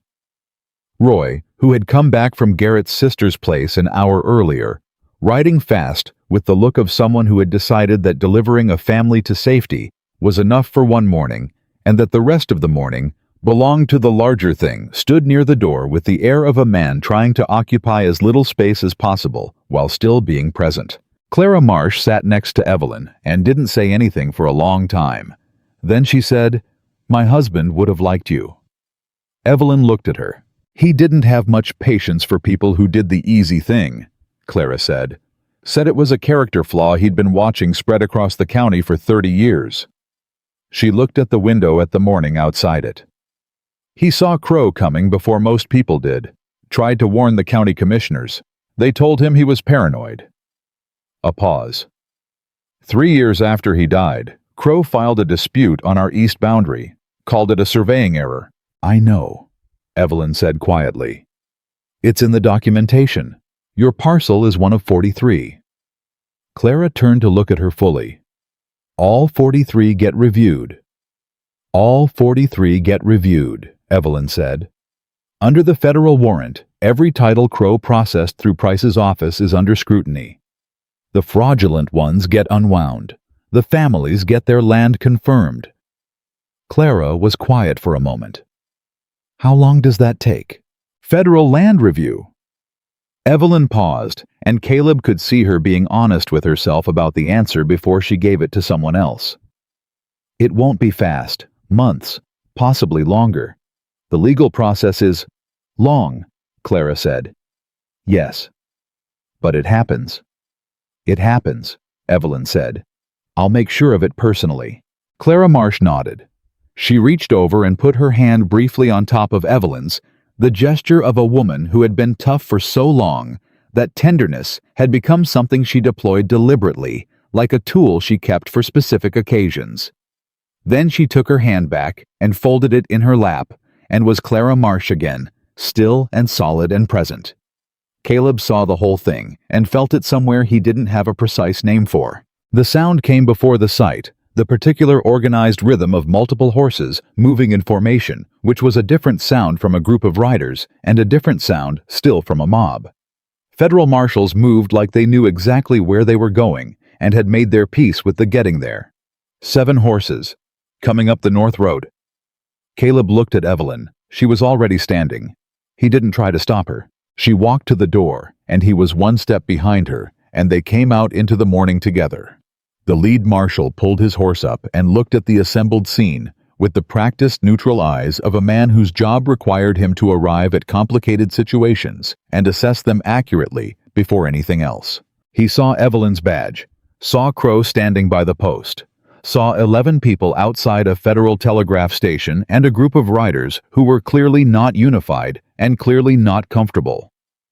He did all of this in about 4 seconds. "Investigator Harper," he said. "Marshal Dean," she said. And from the way she said the name, Caleb understood they had worked together before, not closely, but enough to have established a professional shorthand that was going to save them 15 minutes of introduction. "We got your message," Dean said. "We got the judge's warrant. And we got a secondary communication from a Deacon Price County recorder requesting federal protective custody." He looked at Price, who had come out behind them. "That you?" "Yes, sir," Price said. His voice only cracked slightly. Dean looked at Crow. "Silas Crow," he said. "Marshal," Crow said. His voice was completely controlled, completely present, the voice of a man who had decided the calculation was complete and had arrived at a strategy. "I'm glad you're here. There are some serious misrepresentations in whatever communication you received, and I'd like the opportunity to address them with." "Mr. Crow," Dean said, "I have a federal warrant. We can talk about representations and misrepresentations in front of a judge." He looked at 2 of his men. "Take him." Crow didn't resist. He had known it was coming. Caleb could see that. He had spent the last 60 minutes making his peace with being taken and redirecting all his energy toward what came after. He let them put the restraints on him with the air of a man who was already drafting his first statement to his attorney. But as they walked him past Caleb, past the man he had framed and contained, and planned to use and lost, Crow stopped. His escort stopped with him. He looked at Caleb directly for the first time since arriving at the station. "You know this doesn't clear you," Crow said. "Whatever happens to me, you're still a wanted man, still a fugitive. That doesn't automatically—" "I know," Caleb said. Crow seemed to have expected argument. The absence of it moved through him like something he hadn't prepared for. "Then why?" he said. Not strategy now. Something almost genuine, the confusion of a man who had built his entire world on transactions and couldn't locate the transaction in what Caleb had done. "You could have stayed on that mountain. Safe, hidden. I wasn't going to move against you unless I needed to. You could have just—" "There was a boy," Caleb said. "3 years ago. River bend south of the county line." Crow looked at him. "I didn't cut him down in time," Caleb said.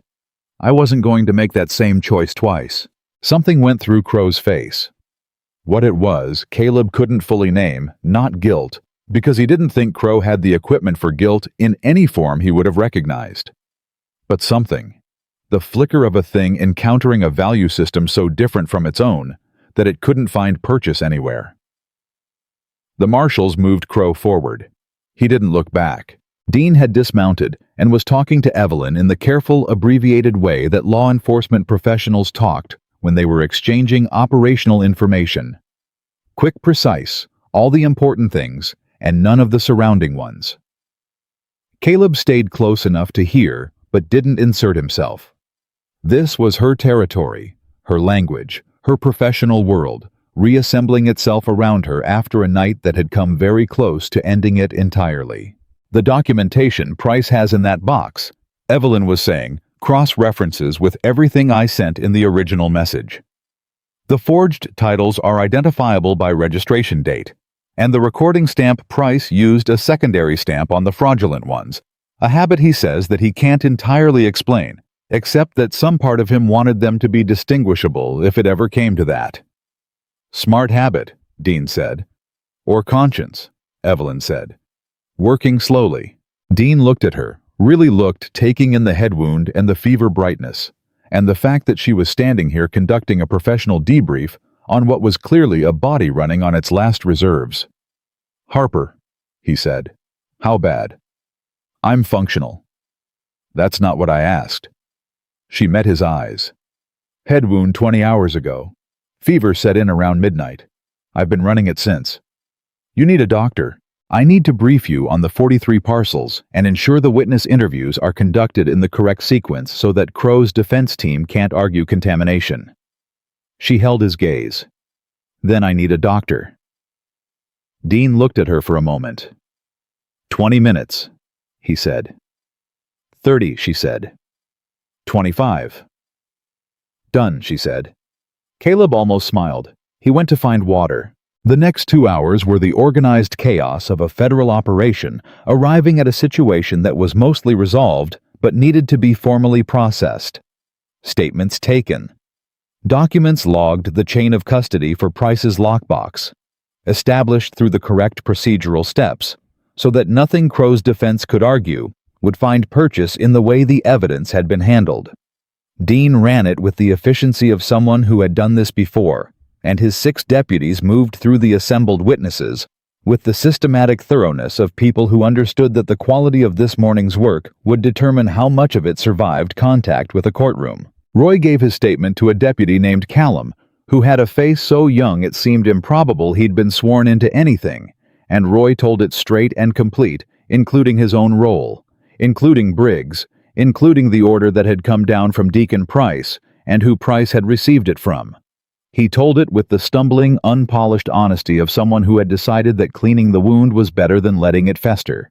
And Callum wrote it down in full and told Roy he'd done the right thing, and Roy looked like he wasn't sure yet whether that was true, but was willing to work toward believing it. Clara Marsh gave her statement last, and she gave it the way she gave everything directly without adornment.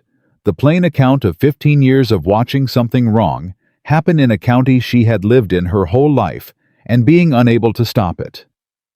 When she finished, she sat for a moment with her hands in her lap, and then she looked at the deputy across from her and said, "My east boundary. Will I know the outcome before winter?" The deputy looked uncertain. "The federal review process," he started. "Will she know before winter?" Evelyn said from 2 feet away, where she had been leaning against the wall and had not technically been part of this interview. The deputy looked at her, at the badge, at the expression on her face that made the question feel less like a question and more like a professional commitment being established in the presence of a witness. "I'll make sure of it personally, ma'am," he said to Clara. Clara looked at Evelyn. Evelyn looked back. "Thank you," Clara said. To the deputy, to Evelyn, to the room in general, or maybe to the particular convergence of things that had put her here on this morning. Caleb was outside when it happened. He had stepped out during Roy's statement because there was only so much contained space and contained air and contained human urgency he could absorb before needing the open above him. The plain sky, something that didn't require anything from him for a few minutes. He stood at the edge of the station's small cleared area and looked north toward the ridge. Toward the mountain, he could feel more than see from here. Its presence, its particular quality of existing, on a scale that made human events feel appropriately sized. Marshal Dean came to stand beside him. They stood in silence for a moment. "Evelyn tells me you've been on that mountain 5 years, Dean said. "Thereabouts." "Framed for the Duff killings." "Yes." Dean was quiet. He was a careful man, not cold, but careful, the kind who chose his words after he'd found them, rather than while he was looking.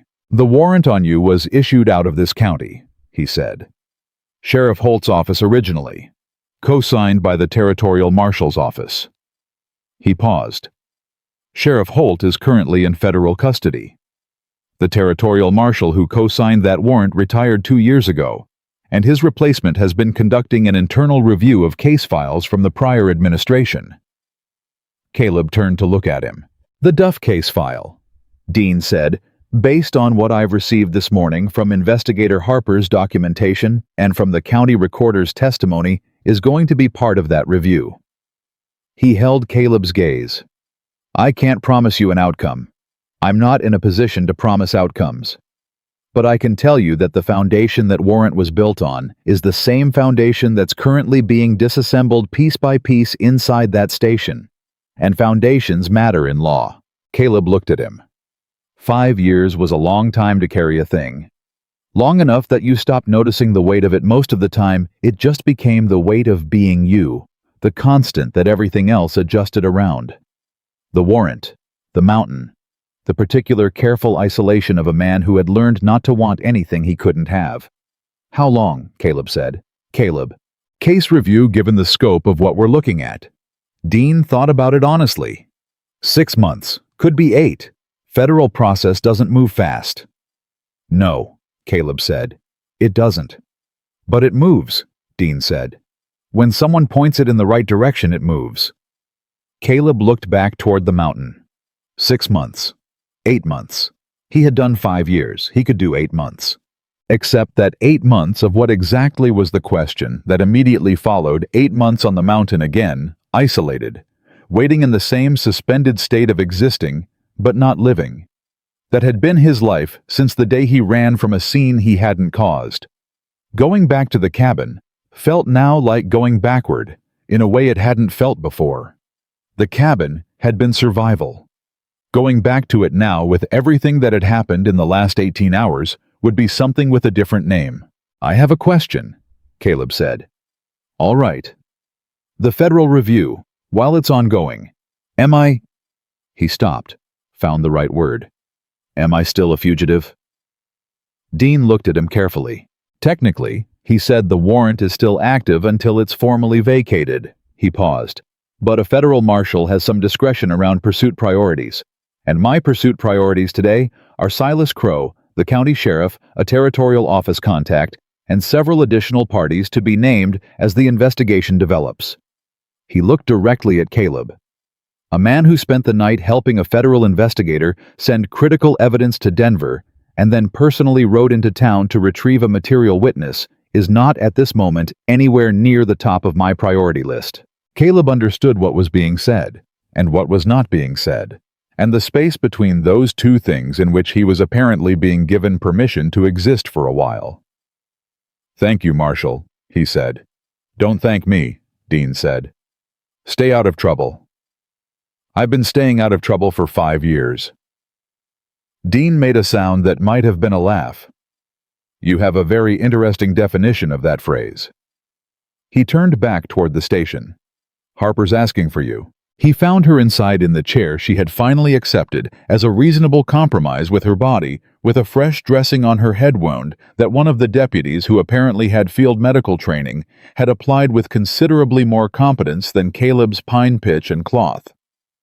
The fever was still in her face, but differently flatter, the edge of it coming down the way a fire went from active to settling. She looked up when he came in. Dean talked to you, she said. He did. About the review. Yes. She watched him. You're not going back up the mountain. It wasn't a question. He looked at her for a moment, this woman who had spent 12 hours being right about nearly everything, and thought about the accuracy of that in the context of what he'd been thinking about while standing outside with Dean. Not today, he said. Where will you go? He thought about it. There are 43 families, he said, who are going to find out in the next few days that their land ownership is under federal review, that the ground they've been working might be contested. He looked at her. Someone should probably explain to each of them what the review means, what the process is, what their rights are while it's ongoing. He paused.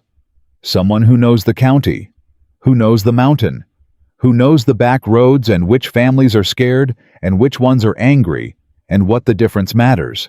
Evelyn looked at him for a long moment. That person would need to stay in the county, she said. Yes. And be reachable, for the review process, in case additional testimony is needed.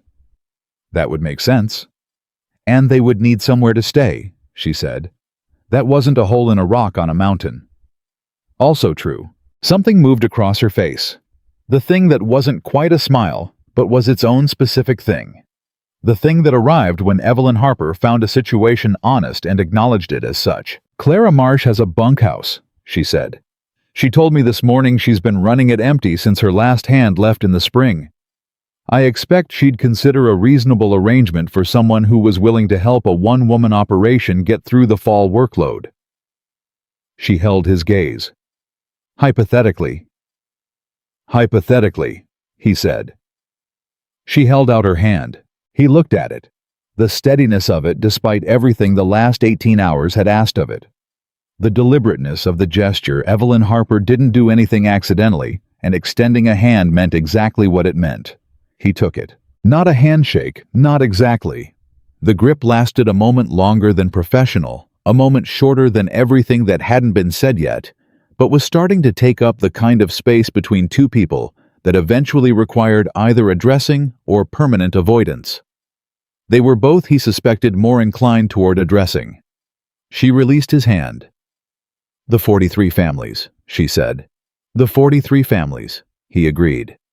"Start with Clara," she said. "She'll know the best order." He nodded, turned to go. "Caleb." He turned back. She was looking at him with the gray eyes that had been doing accurate work since the moment they opened on a mountainside and decided in the space of a few seconds that he was not what they'd been told he was. "You asked me once," she said, "why I believed you, when I didn't have to." "I remember. Because I've been doing this job for 8 years, she said, "and I've learned that the truth has a sound. It's not the same as confidence, and it's not the same as desperation, and it doesn't change under pressure the way a lie does." She paused. "When you told me you didn't kill those men, it had the sound." He held that. 5 years of no one asking. 5 years of the question either absent or already answered with a gun. "Thank you," he said.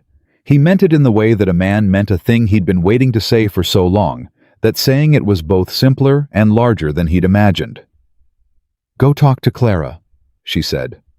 Her voice had gone softer than usual, not weak, not the softness of someone losing ground, but the softness of someone who had stopped needing the armor for a minute.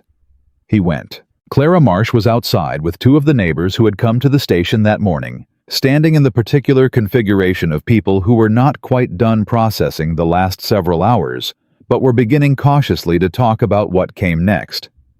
She looked up when Caleb approached. "Investigator Harper says you have a bunkhouse," he said. Clara looked at him steadily. "I do," she said. "I'm told you might consider an arrangement, through the fall, someone to help with the workload. Can you work cattle?" "I can work cattle." "Can you ride fence?" "Yes, ma'am." "Can you do it without spending half the day up on a ridge, staring at the horizon like you're waiting for something?" He thought about that. "I might need some time to break that habit," he said honestly. Clara looked at him for a moment. Then she made a sound that was unmistakably a laugh, short, dry, the laugh of someone who had not had occasion to laugh recently and was finding it slightly unfamiliar. "Come out this afternoon," she said. "We'll talk about terms." He nodded, turned. "Mr. Walker," she said. He turned back. "My husband's name was Thomas," she said. "He was a good man, fair man. He believed that a county was only as honest as the people in it who refused to look away." She looked at him directly. "He would have shaken your hand this morning." He tipped his hat to her. "I'd have been honored, ma'am," he said. The morning had fully arrived by then, the sun doing what August sun did when it had gotten its work cut out for it, burning off whatever softness the early hours had allowed and settling into the plain hard business of a summer day in the high country. The federal marshals moved through the area with their organized, purposeful motion. Crow's remaining men had been sorted, some detained, some released with the specific understanding that cooperation was the only remaining currency that had any value.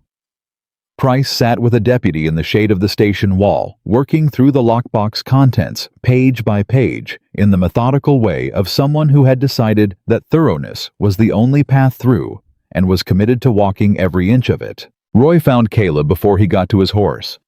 "What happens to me?" Roy said, direct. The question of someone who had decided to stop dancing around the edge of the thing he was most afraid of. "You cooperated," Caleb said. "You testified. You protected Garrett and his family." He looked at him. "What happens to you is between you and the federal prosecutor and whatever deal Dean's office puts together. But cooperation has a value. You showed it this morning." Roy looked at the ground. "I didn't know it was going to be a person.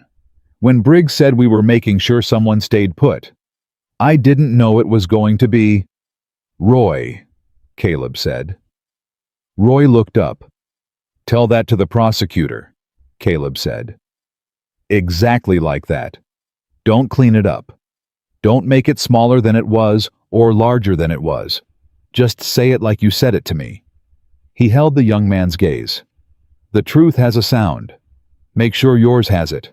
Roy nodded, slowly, with the look of someone taking on a weight that was the appropriate weight for the things they'd done and deciding that carrying it honestly was better than putting it down. Caleb got on his horse. He looked back at the station once. Through the window, the lamplight inside the shapes of people moving through the work that the morning had created for them. And Evelyn in the chair, talking to Dean. One hand moving in the particular gesture she used when she was making a point she needed to make sure landed the fever still in her face and the certainty in her eyes, doing the thing she was built to do in the world that had almost taken her off the board. She didn't look up when he looked at her. But she knew he was there. He turned north toward Clara Marsh's homestead, toward 43 families who needed someone to knock on their doors and explain what federal land review meant in plain language, toward a bunkhouse that was empty and a valley that was for the first time in 15 years not entirely owned by Silas Crow. The mountain was still there behind him. It would always be there.